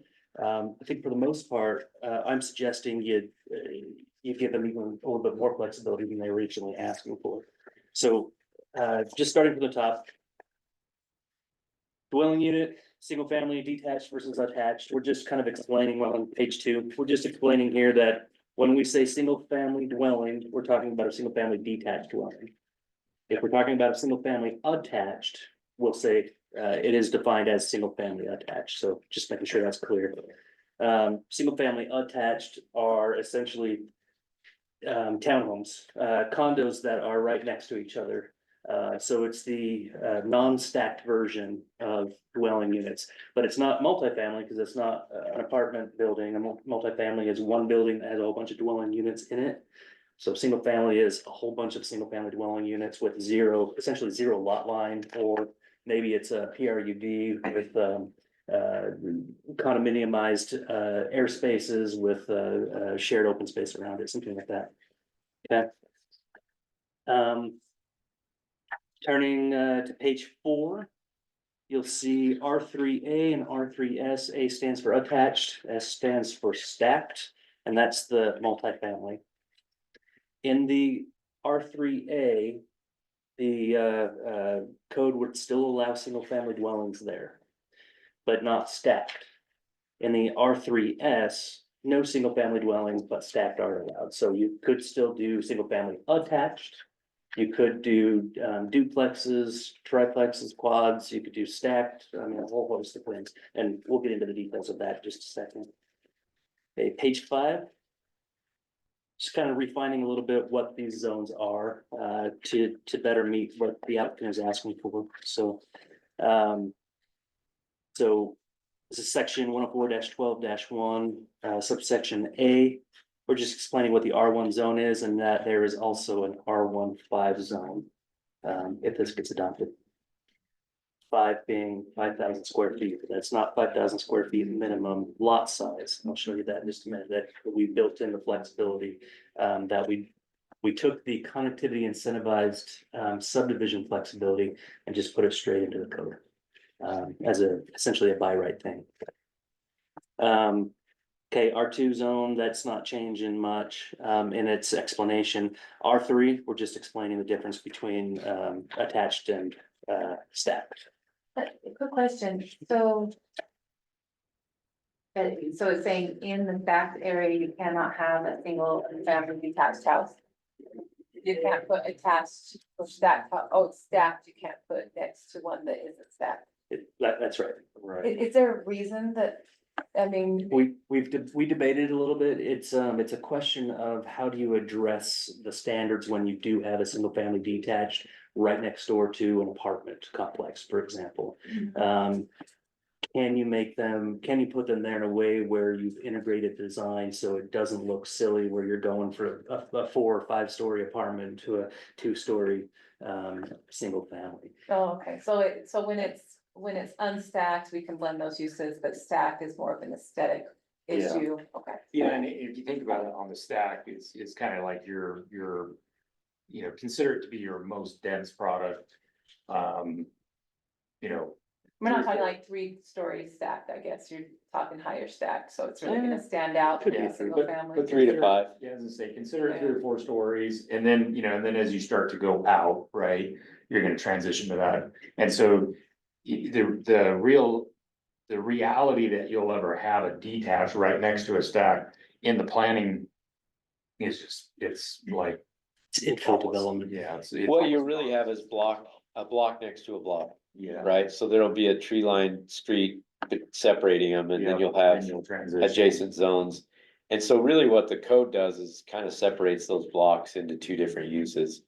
Cause what we found is that when you have the stacked product, you need, what's the right word? You need enough units to get, you know, efficiency and overall community. So like, you're not gonna stack a building and just have like a 40 unit condo in the middle of a detached neighborhood, just because that 40 unit condo couldn't pay for its own hot tub and pool and, you know, little mini park and all the amenities that those buyers would expect. And so you need some economy of scale when doing those, so you might as well do an And do entire you wanna block. protect that, so it doesn't, that Yeah. area doesn't get taken over by single family detached, when you need to protect it for the economies of scale to work for the stacked units. Yeah. And they also function differently from a street level and Yeah, access, so. Exactly. Same reason why in our form-based code, in the multifamily, mixed-use commercial, vehicle-oriented commercial and government institutional, you can't have single-family detached. Cause it ruins the purposes of this one, okay. And when you've got a really hot single-family detached market, it's just gonna take over the land that Right. could otherwise and should otherwise be used for a wider variety of housing. And visually, I'm thinking of the trip, the field trip we all took, the very first stop we made. We were sitting in that parking lot next to that amenity center clubhouse. 4 stories. Yeah, that's right. So we had some 4-story stacked condos that were right around us. And then you were looking down the street at some attached townhomes, and at the end of the street, you saw a transition into single family, small lot detached. And so if you can imagine bringing that detached right up to where we were, it just functionally, it wouldn't have worked. And so, So we can blend the townhomes with the single family detached or Yeah. the duplexes and whatnot, we're just drawing the line at the stacked units. Yeah. Okay, that's very good. And it'll go block by block. One of the other things that Charlie will get into is that we're also asking for a smaller block. Yeah. The minimum block size right now in the county is huge. And so we want to have an opportunity to have these smaller blocks that integrate the communities a little better. You know, maybe the blocks are 500 by 500 and they go that way. So, but anyways, You guys ready? Next, page 6. We're just adding in the R15, R3A and R3S. So, just a reminder, the black line, that's language that's already there, blue underline, words, that's language that's being brought in. So if you look under R3A, everything that's listed there is permitted in black line. That's just what's in the R3 zone now. So I just kind of R3A, I just said that's what our current R3 is, and then R3S is the new zone, essentially, is how I organize this, okay? And we don't have size restrictions on the accessory. I just know going through here, there's only one accessory building, and I thought in our code we had like your offsets are different depending on size, is that? So if it's an accessory building, actually, we'll see that a little bit later, but if it's over 1,000 square feet, your setbacks are different than if it's under 1,000 square feet. Okay, And were you asking about an accessory dwelling unit? no, Okay. you'll cover it as we go, that's good. Okay, accessory dwelling unit, that's probably a good one to look at, with just a little caveat, the note that says accessory dwelling unit is only allowed if it's on the same lot as a single family detached dwelling. What's that gonna be, a pigeon coop? Oh, that should On say. these? On a 5,000 square footer? Oh, little tiny one. Something my mother. Is that where you want to put it? Oh, okay. It's a good age. It's a second master suite, right? Okay, you guys sure you wanna allow household pets in all the zones? No, I'm just kidding, moving on. no damn chicken. Household pets, not chickens. Depends on the dog. Well, that's a pet to some people. That's true, that's true. Okay, agricultural uses. We, in our previous update to the R zones, we put a qualifier in there, limited to non-commercial crop production in private or community gardens no greater than 1 acre. You guys okay with that in the residential zone still? Yeah. Mhm, okay. We got one, child daycare. Okay, so we've got institutional governmental uses, cemeteries, churches, convalescent or rest homes, private and public park. Sorry, I'll just Sure. stop you with my. No, you're good, keep going. So what is the difference between convalescent or rest home and residential facility for elderly or handicapped persons? That number, Steve, on the next page, Yep. it's permitted to have the residential facility. Are those just limited to, number of people in the facility? not necessarily. So a residential facility for elderly people, everybody needs a place to live, right? And so under fair housing rules, if it is a residence, there's some fair housing rules that we've got to comply So with. it's like the beehive, is it beehive house or something where it's like a house in a neighborhood that would fit both of these criteria here, where this is gonna be more of the actual care facility type. So it's more about meeting the building standards than about the number of residents. And there are limits, I think, on how many residents in single family homes anyways, so. Yeah, so convalescent is defined as recovering from an illness or injury or relating to the process of returning to health. So that's more of a healthcare institutional use, not a residential use. So, I think, yeah, the best way I've heard that is, so rehabilitation center versus an assisted living facility. There you go. right? So rehabilitation center has all the requirements of healthcare, where assisted living is truly just assisted living. So one is more commercial based and one's more residential. Okay, next page. The term group dwelling, I don't know if we've ever really talked about that before. We got a weird definition for what a group dwelling is. It's not like a group home. It's, the definition is really simple. It's something like, multiple homes arranged around a court. It's basically what it is. And so that's basically all on one property, probably a PRUD or something similar to that, where you've got, or PUD, where you've got common area and then you got a bunch of homes in there. I'm thinking like a family compound or something like that. Might be a group dwelling. Ogden City has a couple of these and that's where it comes from, is Ogden City, right? In fact, like 3 blocks that way, they have one parcel, it's 1 acre, and there are actually 8 homes on it. And they're all small units, they're small homes, but they kind of share a common courtyard, but they're all owned by separate people. It's kind of a unique. Oh, okay, so It you can do doesn't it in happen these very- other zones, but just not in the, Not in the single on the family. R1 zones. Yep. Makes sense. Okay, detached, single family attached, there we go. So we're adding that into the R zones now, only in the R2 and R3s. Okay. Okay, still wanna not allow short-term rentals anywhere? We're not gonna, so Yeah. I hope you guys don't. We're not Let's not diving open into that that can of now for worms. you. Yeah, And we'll restrict that on our level, as well. even if the county didn't, we would. Yeah. Oh, look what it did to the upper valley. Yeah, I agree. We just went through that a couple of years ago. We're not going there again. Kind of feel like you guys, your temperament would be different with it. But moving on. On the next few pages, this is where the rubber really hits the road. These are the lot development standards, actually.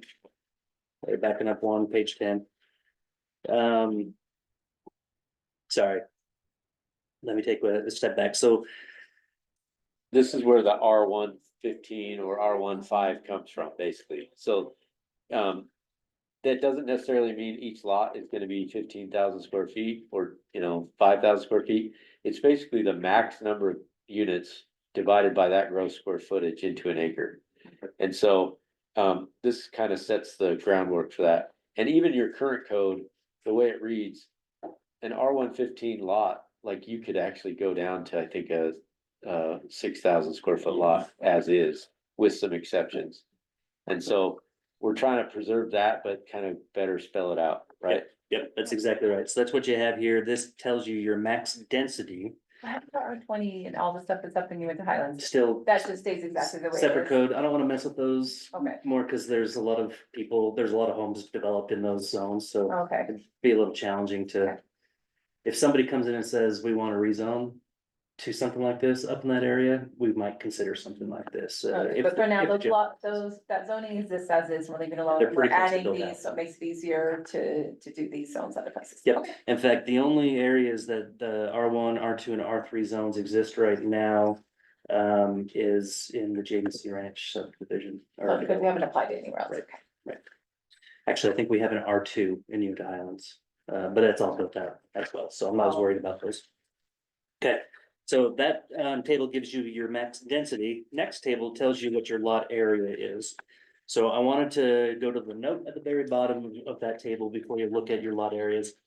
This minimum lot area notwithstanding, at no time shall any subdivision or other development project have a dwelling unit density greater than specified in subsection A of this section. So that's the density section. After a subdivision or development project has received final approval under these standards, all excess dwelling unit density not included in the approval shall be forfeit unless the density in the entire original project area is reconsidered for compliance with the density regulations, and all owners within that area consent to the reconsideration. Accessory dwelling units are exempt from this part. So basically what we're saying there is, once you've platted, that's the density you're getting. No TDRs. Right. Unless you get everybody in that original parent parcel to get on board with you. Which, if you're the developer and you own all of it still, and you're like, oh shoot, I wanna go back a little bit. Or in the case of Winston Park, you go to everybody and you get the signature from everyone to agree to make changes. So there's still ways to do it, it just makes it really hard to do. Yeah. We don't wanna get to a spot where we've got a bunch of large lots because a bunch of small lots existed, and all of a sudden those large lots start getting divided into these 6,000 square foot pieces. Taylor Landing. Yep, that's a great example. Taylor Landing is a great example. And the whole TDR idea, this idea here was what the commissioners wanted in the TDR ordinance as well. Basically saying, once you platted, you locked it in, you can't get anything back. And I'd never really understood how I was supposed to write that, because the zone is still the zone. Well, this should work, and talk to Leanne to make sure it works really well, but I think this should do it because it's in the ordinance. Especially where we say subject to forfeit, right? Okay, so in these tables, you'll see the black outline. This Casey goes to your request. I want to see how these compare to each other. So when you see the red strikeout, the two red strikeout rows, and then the blue underline row right underneath it, those are intended. The blue is intended to replace both of those red rows, okay? So, dwelling unit, 6,000 square feet in the R115, R112, 5,000, 10, 4,000, 5, 2,500, R2, 2,500, no minimum in the R3. Now, in order to get any of that, your overall density still can't be more than what's on the previous page. Any concerns about those numbers? And it matches that kind of keeps intact what your cluster subdivisions could do in those zones already. I know, Actually, but that's why that That was- language is stricken out, right? Lot averaging. I was gonna point this Better than out, plus. as we were going through There we the general plan process, right, we're talking about the clusterless cluster subdivision, right? Clusterless cluster subdivision, that's what this is. You wanna put some open space aside, you wanna put some streets aside, you wanna put some public amenities aside, great. Your lot sizes can't be any smaller than this. You figure out where that other space is gonna go. Okay. Other main building, I just kind of stuck with the original acreage, the traditional acreage. So other main building, you might have a convalescent, you might have a church, you might have a variety of other school, a variety of other uses. I just stuck with the minimum square footage of what that zone was at one time. Oh, That makes sense? So if you're gonna build a church, you still have to have a minimum lot square footage. So the exception is only for residential, is what we're saying. Correct. Okay. Dwellings. Mhm. I can't remember what that means. Okay, next page. 12 and 27. We're halfway there. Yeah, we're getting there. Hey, it's not even 6 yet. No, because I'll be out the door. Okay, lot width and lot frontage. Our subdivision code says that every lot has to have frontage on a public, private street or a shared private lane. Gives some very limited exceptions, but we don't say how much frontage you actually need to have. So this kind of adds that into the residential zones. You're, Just a question on that with these minimums. uh, So, I guess is it more, will that be dictated by the size of lot? And maybe this is more a question for you. I just don't wanna see a 15,000 square foot lot with a 60 foot frontage, so you're going back 300 feet. Oh, yeah, You know, these big long strip, yeah. okay, like, is that something we need to put in here, or? Is that something that'll correct itself because you're not gonna sell a lot like that? So it'll definitely, I will say, it will definitely correct itself first, the comment you said is perfect, right? I mean, it's all about market, right? And so. Do we have a market and do we, play in that market of a really 300 foot deep lot? No, we don't, right? So yes, it'll correct itself in that regard. As we plat and as we move forward, we're not only using the code, but we're also using, it's a common. That's what I mean, is it a common sense thing? It is a common sense. We don't need to put it in the code that it'll correct itself, I guess, is. I'm not worried about it. Yeah, I mean, even worst case scenario, you're only gonna see the 60 feet of frontage. Who cares how far back it goes? We have less roads if they make them that deep. yeah, which, yeah. Yeah, but then you get a little teeny house and a whole bunch of weeds in the backyard. But they're in the backyard. What I'm saying is the Well, frontage it's is so still- tight. only the neighbors have to deal with it.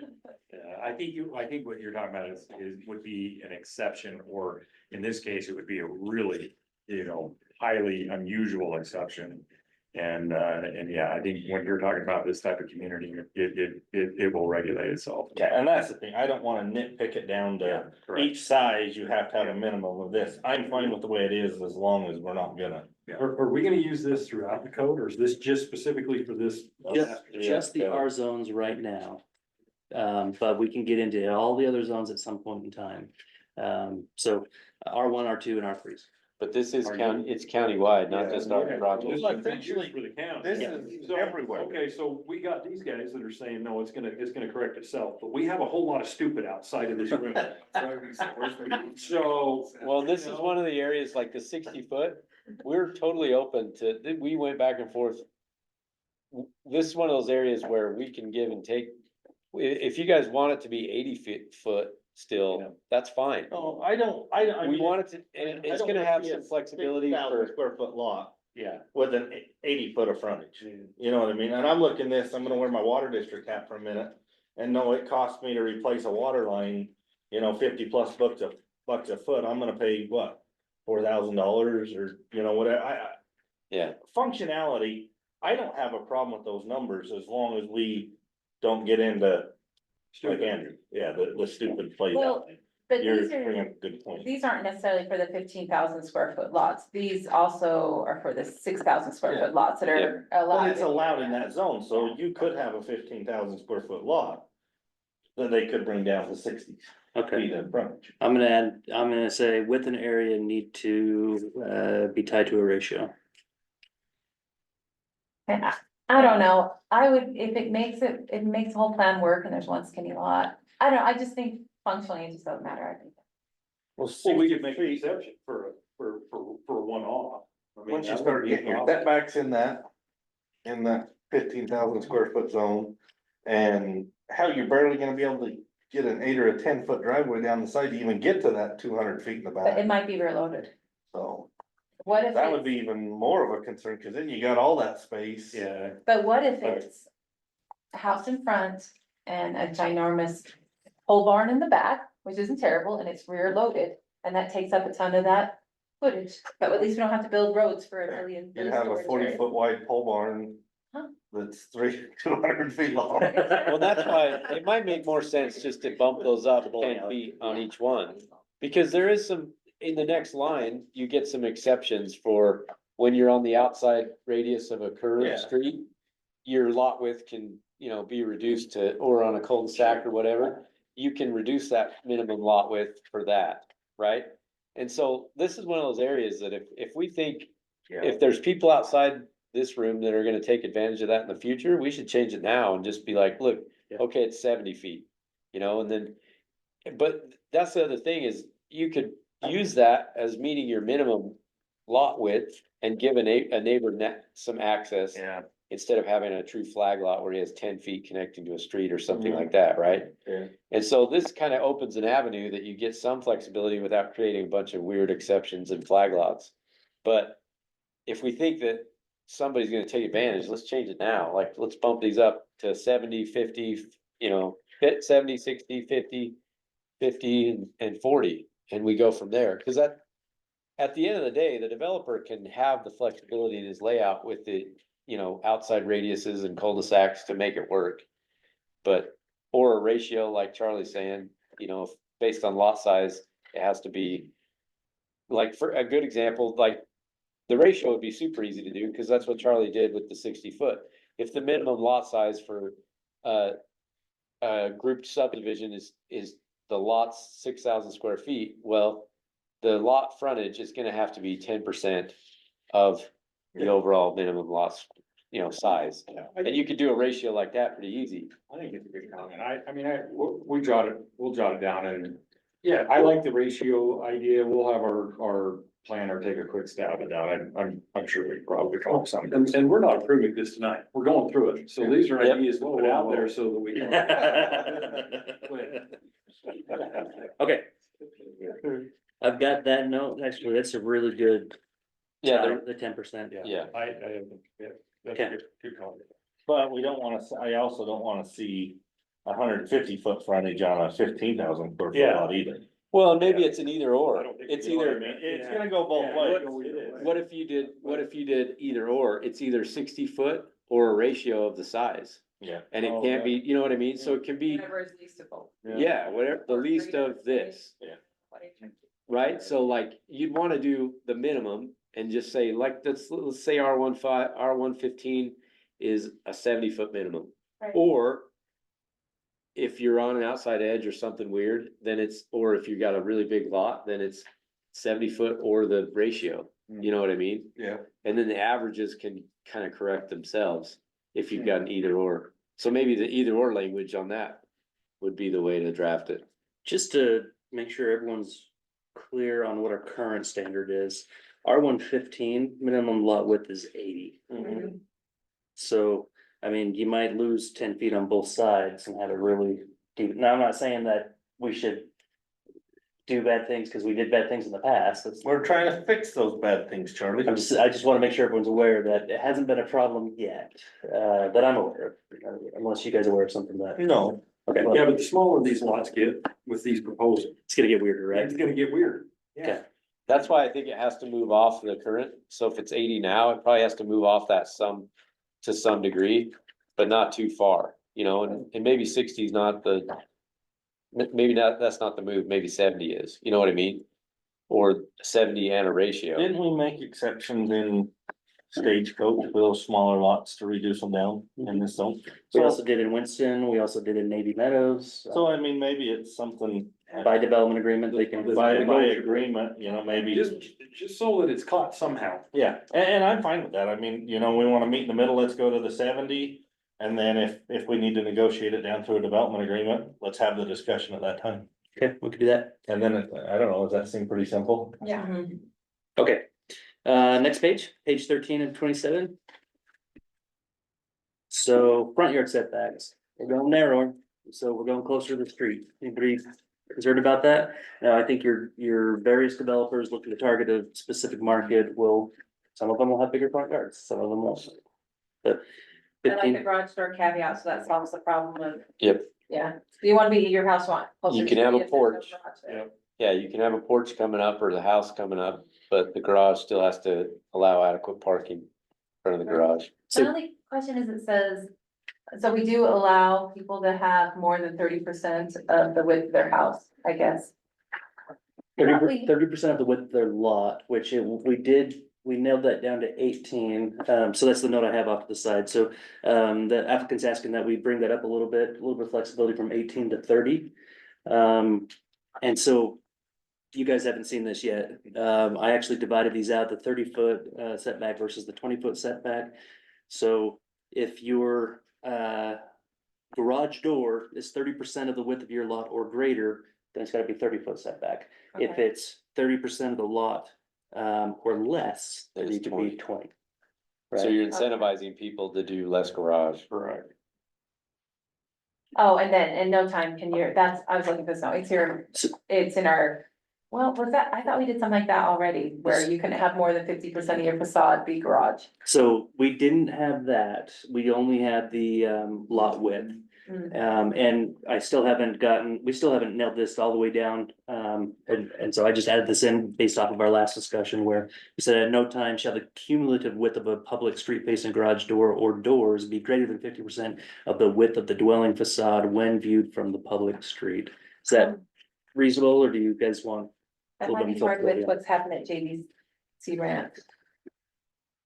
I'm trying to think, did they have kind of a big garage front with a smaller door? Mhm, Did they no. have any that were like that? Initially, they proposed that, and we sent it back and said, fix this, Okay, good. give us some All great right. porches and They're all some, back, I think. yes. But I they- know some are attached to the side, There's some on the side, there's single car on the side, in some cases. but they they're have double car in single, the not back. double, and that's why they need it. Yeah, and I Okay. was just gonna say, for some context, I think we spent a lot of time with Charlie on this particular item. Because we were spending a lot of time trying to solve for a single car garage where. Our developments aren't, we don't really particularly spend any time with single car garages, it's all dual car. So that's why we asked for a little bit of variance on the percentage. And then, you know, with some other caveats to how we can make sure that it still looks good.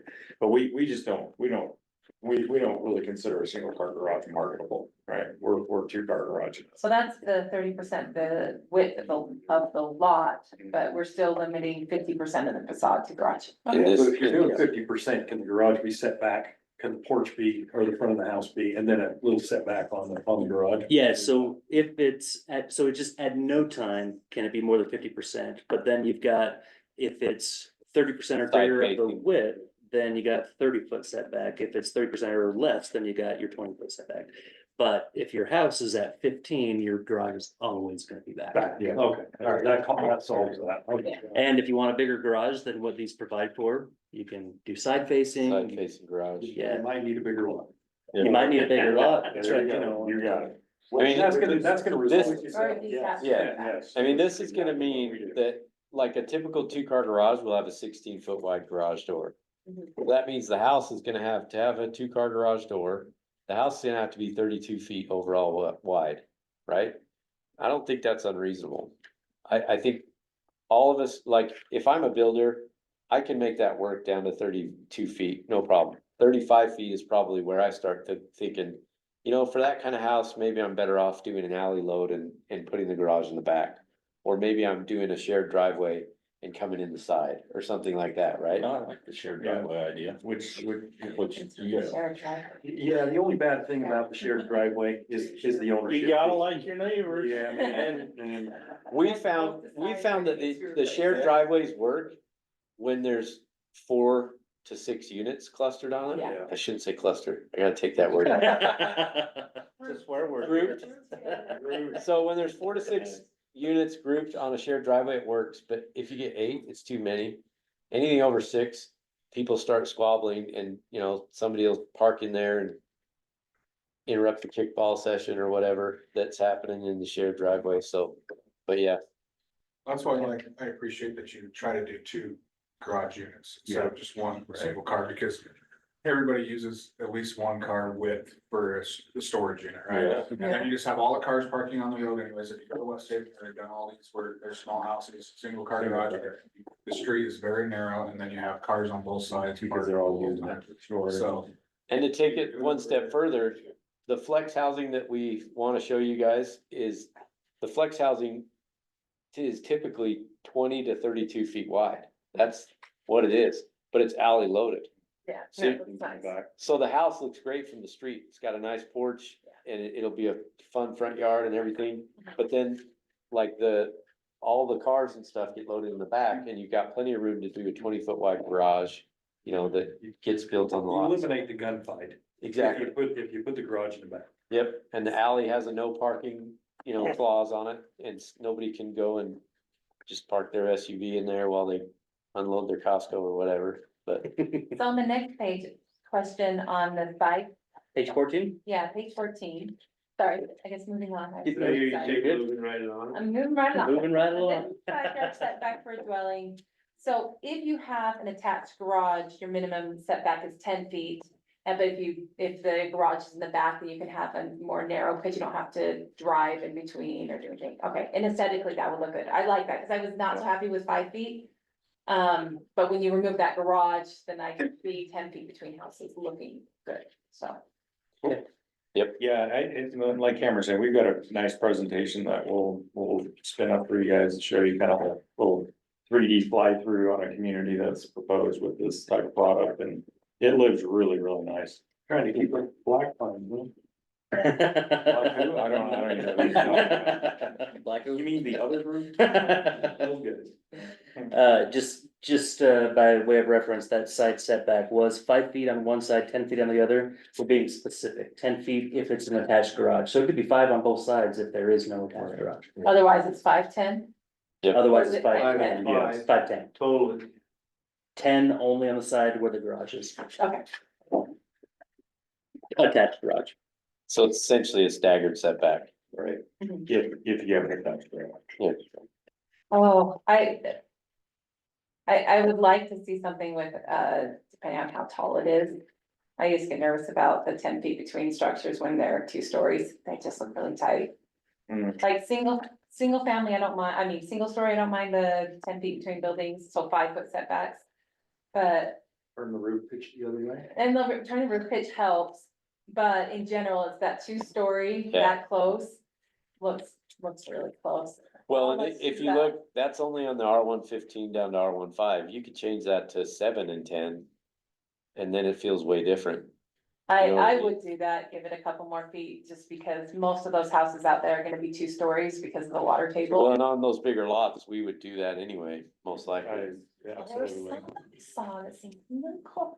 Well, none of, those were all R3 lots though. Oh, those were? Yeah, so that's the funny thing is we went on that tour and No, we if- saw single family homes, they weren't R3. yeah, so the ones that you saw around that school, Yeah, those were R3 lots. but with Really? single family homes on them? Yeah, So they allowed them in that, yeah, we kind of Area. downzoned it because we wanted it to be cool around that school, but we could have done more. But really, typically that would be our R5 zone. You wouldn't be able to build that in an R110. oh, You'd have to go down to R15. So like that neighborhood that was around the school that we all kind of like the feel of, uh-huh. but you addressed some concerns about The the, homes are just a setbacks? little too close. yeah, that was an R15 neighborhood. And so if you change the R15 zone and the minimums were 7 and 10, it addresses what you're talking about and it still works for builder. I mean, Go down, If it works for builder, I'd like 7 and 10. it's worked for decades. Go down Ogden when they built houses in the 30s and they're just like that we see right there. That's what I pulled up. It still works. And if So it these gets are only to 5 feet away from each No, other. those are way too close. There's nothing in downtown Ogden that close to each other. I'll take you for a little chill trip. Okay, Where- So where- fire where you code- above wall. fire code allows 6 feet between buildings, so 3-foot setbacks. oh gosh. So Yeah. like, It's rough to get equipment back, you ever do yard, Yeah. work Yep, in your it's- yard, I just, for single family homes. Alley loaded, I mean. Huh? But they have to get Yeah. around, And either the house or in the front. honestly. Well, you got that alley in the back to get you back More there. square feet. So in our, and our alley load, Then. They're you don't big have enough, to. they'd be all right. but the alley Yeah, load, we you wouldn't wouldn't have to do an alley load, you just wouldn't have no parking. Yep, that part. I don't like that idea. They want to talk. I think to each that's other gonna with be tin cans, you know. governed by the market. you'd So still have to have parking.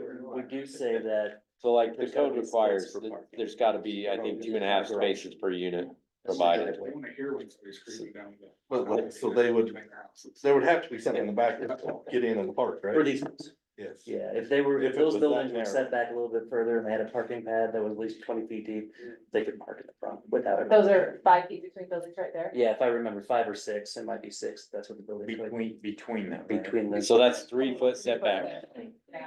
We're talking, 10 between. yeah, that's correct. So our, Instead of 6, so it's 4 more feet. our alley load But scenario. those are all single story, notice. Almost 2-story. Yeah, anyway.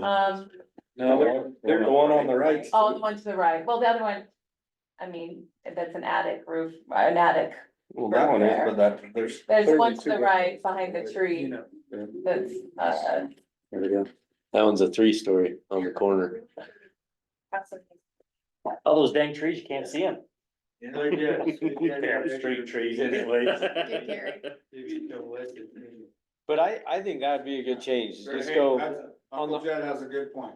Say it again. They become less attainable. As soon as you add. More feet you put out there, you have to. Not necessarily, because all it's gonna do actually is the more we increase those setbacks, we're gonna make those houses smaller and their square footage smaller, because we're already limiting the lot width size. So if we allow less building on each lot, we're actually making it more affordable, the larger our side setbacks are. there's two sides to that coin, definitely. Yeah. I think, But I think realistically, if you just went to the 7 and 10, And on that side. it's gonna go all the way down to the R15. They're gonna have to have a 7-foot or a 10-foot, That's fine. right? In that zone. 7? Okay, I don't know, whatever, I don't know that I'm in the majority, so. I don't have a problem with that on there, so it doesn't make a difference to me. I'm gonna put a note that says 7 question mark, you guys can tell me. When you're ready. And there again, like, this is countywide. If we wanted something different and we came to you with a final plat, we could always ask for an exception In the. that we wrote in some we sort of looked at- agreement, right? Saw exactly what we're. So this is kind of like countywide, what do we wanna see as the minimum? And I think that's probably more realistic to just do 7 and 10.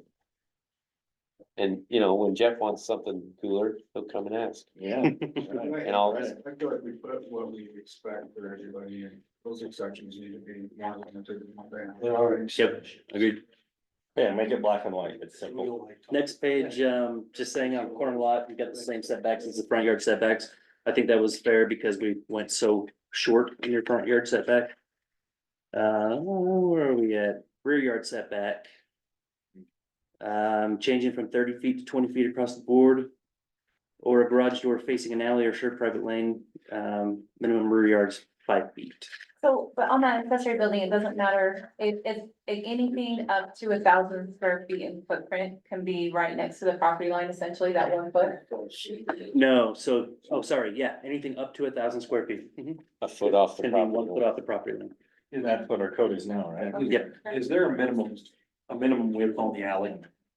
We do have a minimum width on our. Which, Yep. what is it? Right now, it's 20-foot, hard surface with a 24-foot right of way, and I think that's actually the same as what you guys proposed. So what we proposed is a little different. It's 22 feet of asphalt with 2-foot mountable curb on both sides. Cause the fire code requires, and I talked to the fire, chief today. Oh, good. So I talked to David, and it's basically 26 feet of drivable surface. You have to have drivable surface 26-foot width for fire equipment. And you can get lower, like I talked to him about how you could actually get to 20 if you restricted parking on that drivable surface, and he agreed. But our intention would be to just provide the 22 foot of asphalt with 2 feet of curb on either side, so it's 26 total feet of drivable surface. And restrict parking on both sides for our neighborhood. Yeah, that works the best. And And fire's good with having curb to drive on. Mountable curb. it has to be Okay. mountable, it can't be high back And so curb. the launches are 26 feet apart from each other. No, they would be 36. 36 feet apart. So you'd have a nice. Garage door line. facing alley, that would be an extra 5 feet on each one, 30 There feet, you go. okay, Yeah. okay, 5 feet. Which doesn't put enough driveway for the poor performers to park, but puts enough space for someone to back out, Okay. back to suburban. So how. Or to have utility cans, like, you know, you're gonna have your water meter cans and transformer pads and stuff. You need the 5 feet. We've tried to do it narrower. All that goes in the alley, huh? Some of it Cans. is, yeah. Some of it. Garbage I could see being in an alley, but.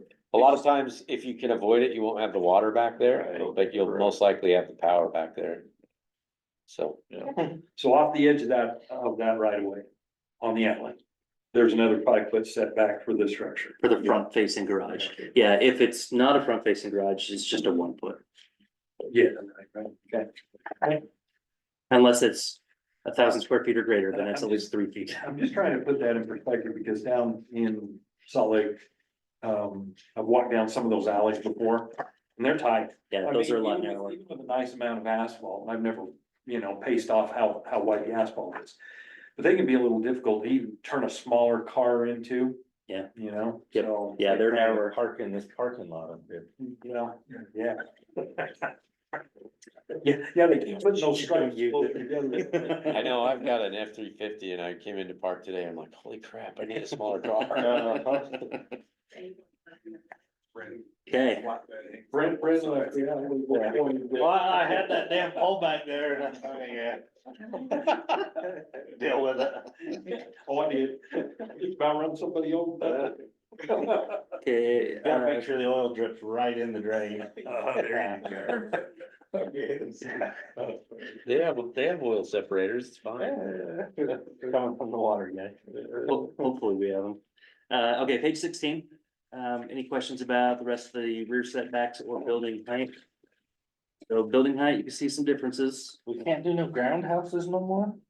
Yeah. Oh, I Couldn't do it know. before. We had a good conversation about that. when we were talking about I mean, it'll never happen out there, there'd be swimming pools. it. Yeah, but- good point. So anything non-residential is limited to 1 story, if it's in a residential. No, That's the sorry, minimum. that's the minimum, so Yeah. everything has to be at least a story. Oh, that's what I'm like, I was trying to figure out where You you're can't going. have with any You know, in-ground those- houses yeah, anymore. Those ones that are, Have you ever You see the roof, basically? And the door goes Yeah. like, it's like a hobbit house. that. But it says for a main building, let's see. The main building is any use permitted in that zone, so like Okay. it could be a church, it could be, what are the other permitted uses? I can't remember. A lot. Houses, Yeah. convalescents, yeah. So in this one, when you're looking at building height, they all say main building. So Okay. what I didn't do is I didn't say dwellings is this and other buildings are that, it's just everything is this. Okay. The big change here is that as the blocks get denser, down to the R2s and R3s, Right. the buildings would get taller. 50 Or feet. have the 4 ability to stories, go. Or 3 stories with the roof line. If you have a flat roof, you might Yeah. get, I mean, it's hard to squeeze them in. I just asked because like one of the prominent religions here is having a lot of issues in other states with the height of their. So steeples aren't included. So the height of their building could be 35 feet and then their steeple can go up to 15 feet taller than that. So I guess that gets you up to 50. And I'll bet you they can get a variance or a special exception or That's something. generally they have. Yes. In this state, yeah. Texas, no way. That's right. Okay, so 50 feet, 45 feet, 40 feet, you guys okay with that? Remember, this is countywide, so Just as a reminder in your, the word that we will not use, cluster code, it's 40 feet. So You're, 50 feet is like 4 stories essentially, you would go over 4 stories. Yeah. 50 feet, yeah. you'd be cramming for in You, there. you could barely get 4 Yeah. in flat 50 roof. if you did a flat roof. Okay. That's not true. Yeah. I wanted- And that's R3, that's R3 structure, R3S. And then in R3 attached, R3 stacked would be 50, but R3 attached is only 45 feet. So you're talking 3 stories. You're talking 3-story Okay, max. all right. Okay. Building width, so instead of lot coverage, I'm using that section for building width. And, this only applies to the R3 zones. So your maximum building width is 8 attached units or 240 feet, whichever is less.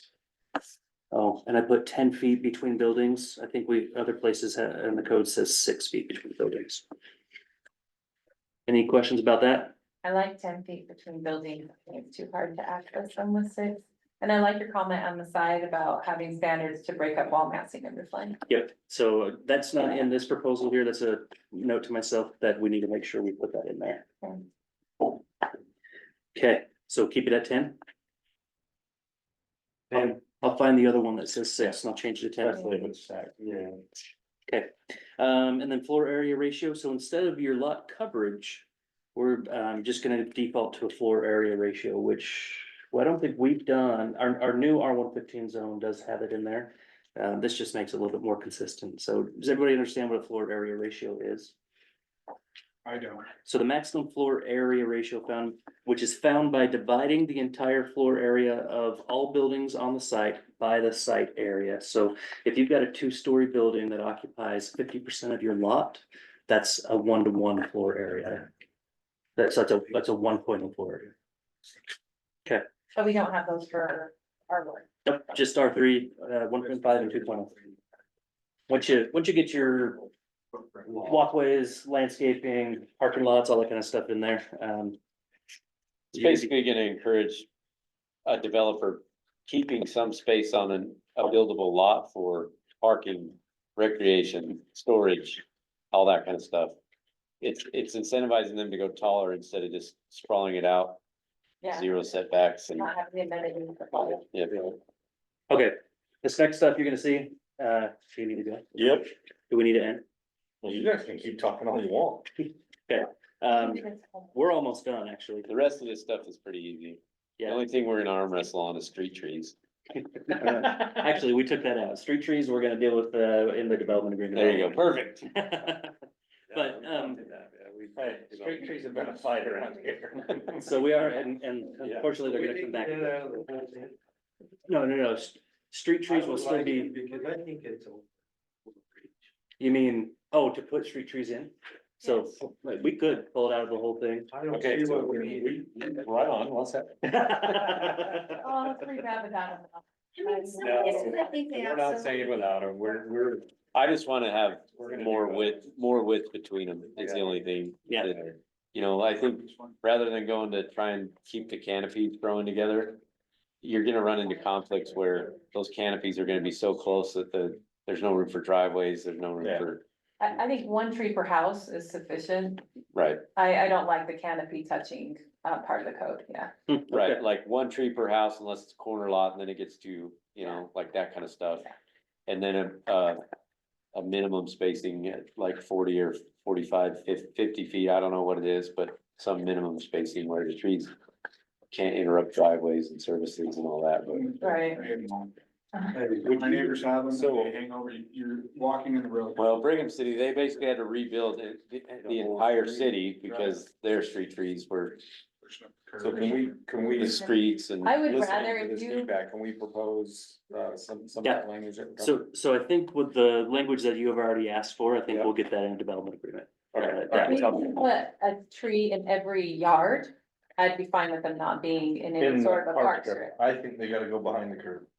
We can't, I mean, there's in the issues with sidewalk. requiring in there, but I think in a development agreement, we can require 1 house, 1 tree per. Yep, and yard. no developer in his right mind would say no to that. Exactly, We're all we would gladly. probably gonna exceed that just on our own. Yeah. So, So like that, we could make that. Maintenance nightmare in the park strips. We could make that our architectural review committee. I know Charlie loves them though. Well, we're gonna come I back like with trees. I like. We're gonna come back with trees. We're not specifically addressing it here. We actually have a whole ordinance amendment that's coming forward for trees. Which includes the possibility of, we need to talk to an arborist, basically. We can't know for sure what can survive out there until we get a better sense of what the soils are and what types of trees survive best in which types of soils. And then if you're getting bigger trees with, Rush it all in. Once in all, Bravo. right? You can grow a lot of rush olives out there. You don't like your neighbor. They're not a bad tree. Can you get them? No. They try, not bad trees if you trim them and you get them to grow tall and then. if the thorns are way up there, yeah, Yeah. but they've tried to breed out the thorns and they can't make it work. The thorns are what makes them hardy. We'll grow into a development agreement on that. Okay, all right, perfect. As far as street configuration goes, I took the street connectivity incentivized standards and I moved it into street configuration. So what you're gonna find here is, and this is different than what you guys have seen, I just worked on this today, is everything that we would have expected from street connectivity incentivized is just essentially required. So in the R1, R2, and R3 zones, street connectivity is required. In all the other zones, it's still an incentive. So we can address it in all those other zones a different way. Yep. So I like it. the other thing that I did was, we talked a little bit about, block lengths and all that. I bumped the block length up to 800, for your street or for your, automobile block lengths.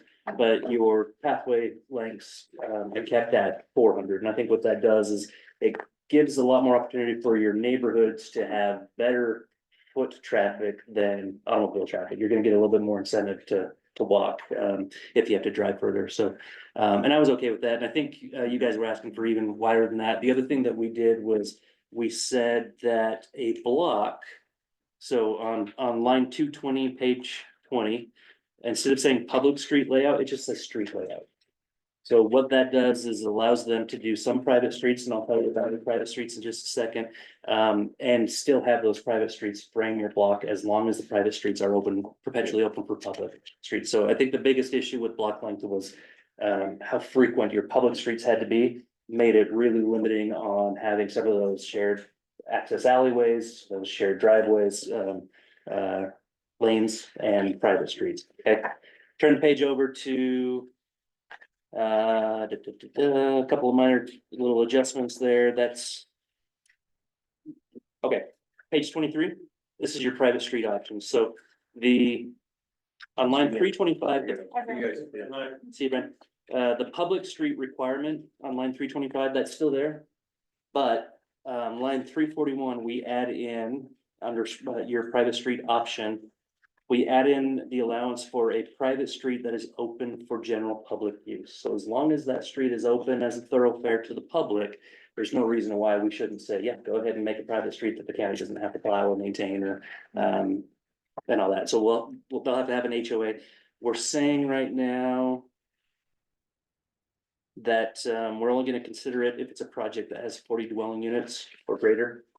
Just trying to make sure it's a big enough project that the HOA can actually be solvent. In that they have enough to do, but not so much that they're breathing down your neck. Okay. The next line, so line 355 on page 24, private street not open for general public use. You see all that's black line. That's just what's already in your code. If you want to make a private street not open for public use, that's the standard there.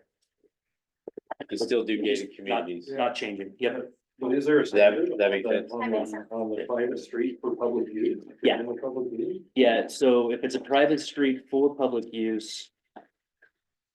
We do have an ordinance that says a private street has to meet public standards. Yeah. All right. Now, they're proposing some alternative standards as well that'll go in their development agreement. I still haven't gotten to convince Gary that all of them should be something generally applied, so. Okay.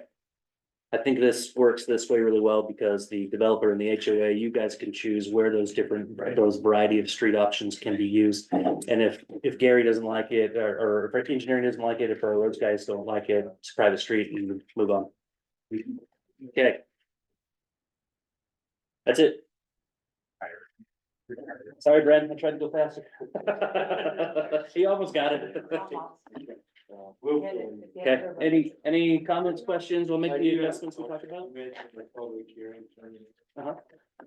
You know, I think we got off easy on JVC because we had a pass before we expanded. Mhm. We have a real challenge on this.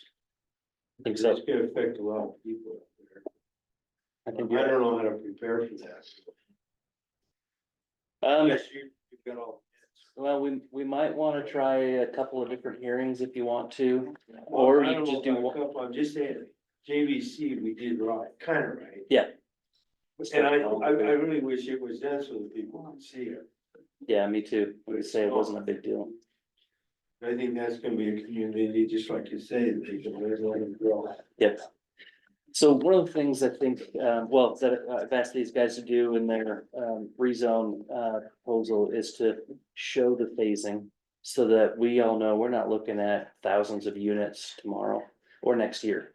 That there is a phasing plan that has to happen. And then talking about those triggers and the metrics of what streets need to be improved where, when do parks need to be installed, when does the river corridor go in, all that kind of stuff.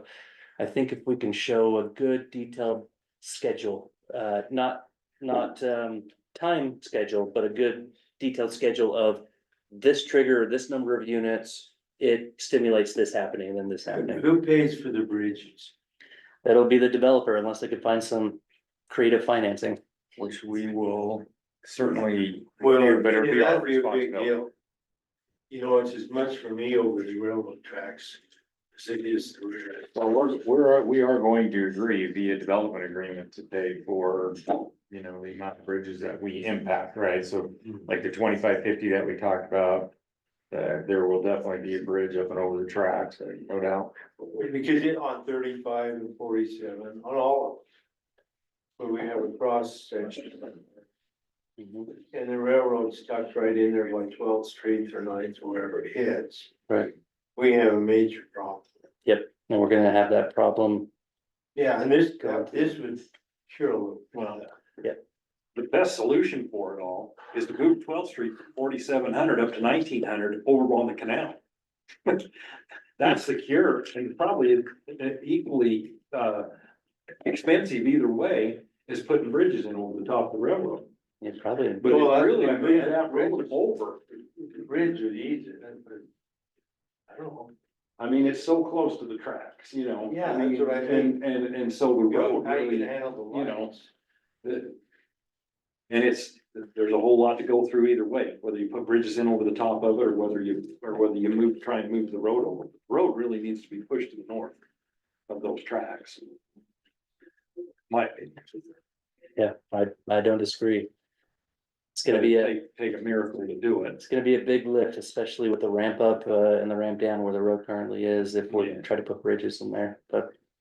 Fortunately, if we can get some decent bridges over the river, I think you're right, I think we'll see a good mitigation of some of those crossings. I don't know what we're gonna tell UDOT and what we're gonna tell the railroad, as this area develops. We've had some conversations with them, they've said we'll be cognizant of how much traffic you're putting on these railroad crossings, and we said, we're trying to, we're aware, but at the same time, UDOT is responsible for those crossings. Even though some of them are on county roads. Okay. So, we'll try, we'll do our best on those. Honestly, I think if we can get some really good pedestrian flyovers on, across the railroad. Let people drive around, if it's easier for them to walk across, they might. Only carry so many groceries. Well, if you have the grocery store Kids, close like enough. 5 kids are pushing 12 miles. What are you gonna throw 5 kids more?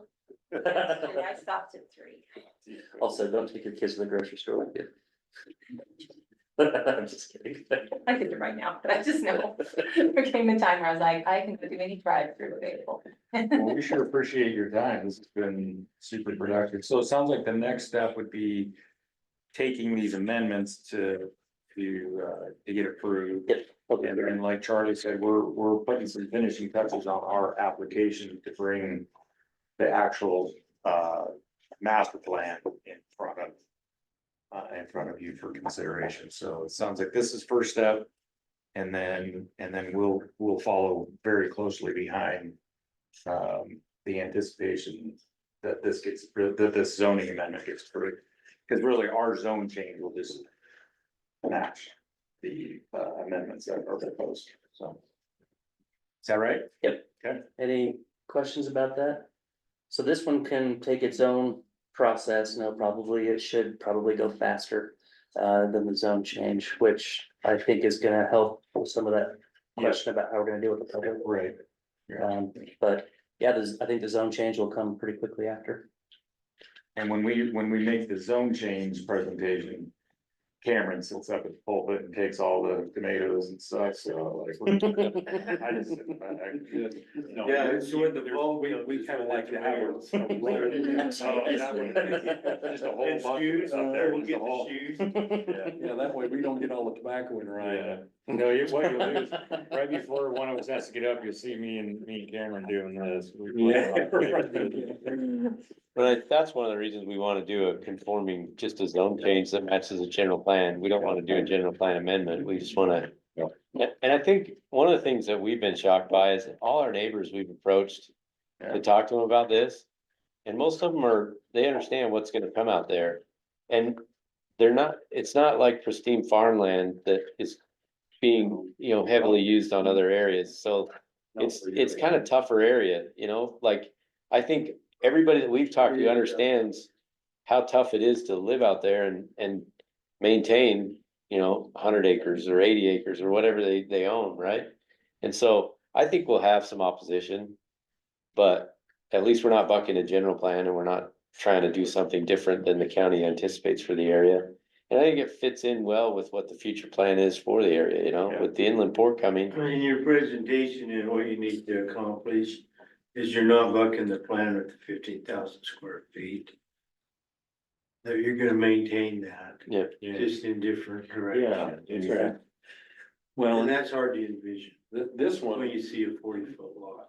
your proposal matches what people's mentality is, and that is the background, the unfarmable, the unproductive ground, so to speak, should be where it's developed. Whereas the one that Black Pine's on, that's the one that's gonna get a little more attention. Well, there's more neighbors up there too, Yeah. and it is more productive, but I wonder if the Coteros could get those land.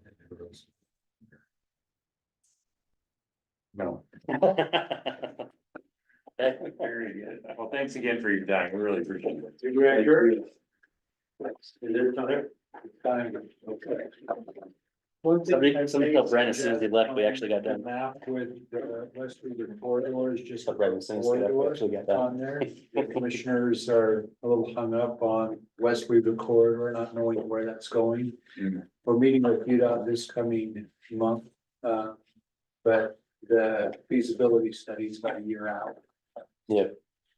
yeah, so I think we should revise our maps to show just a right of way or a transportation corridor or something.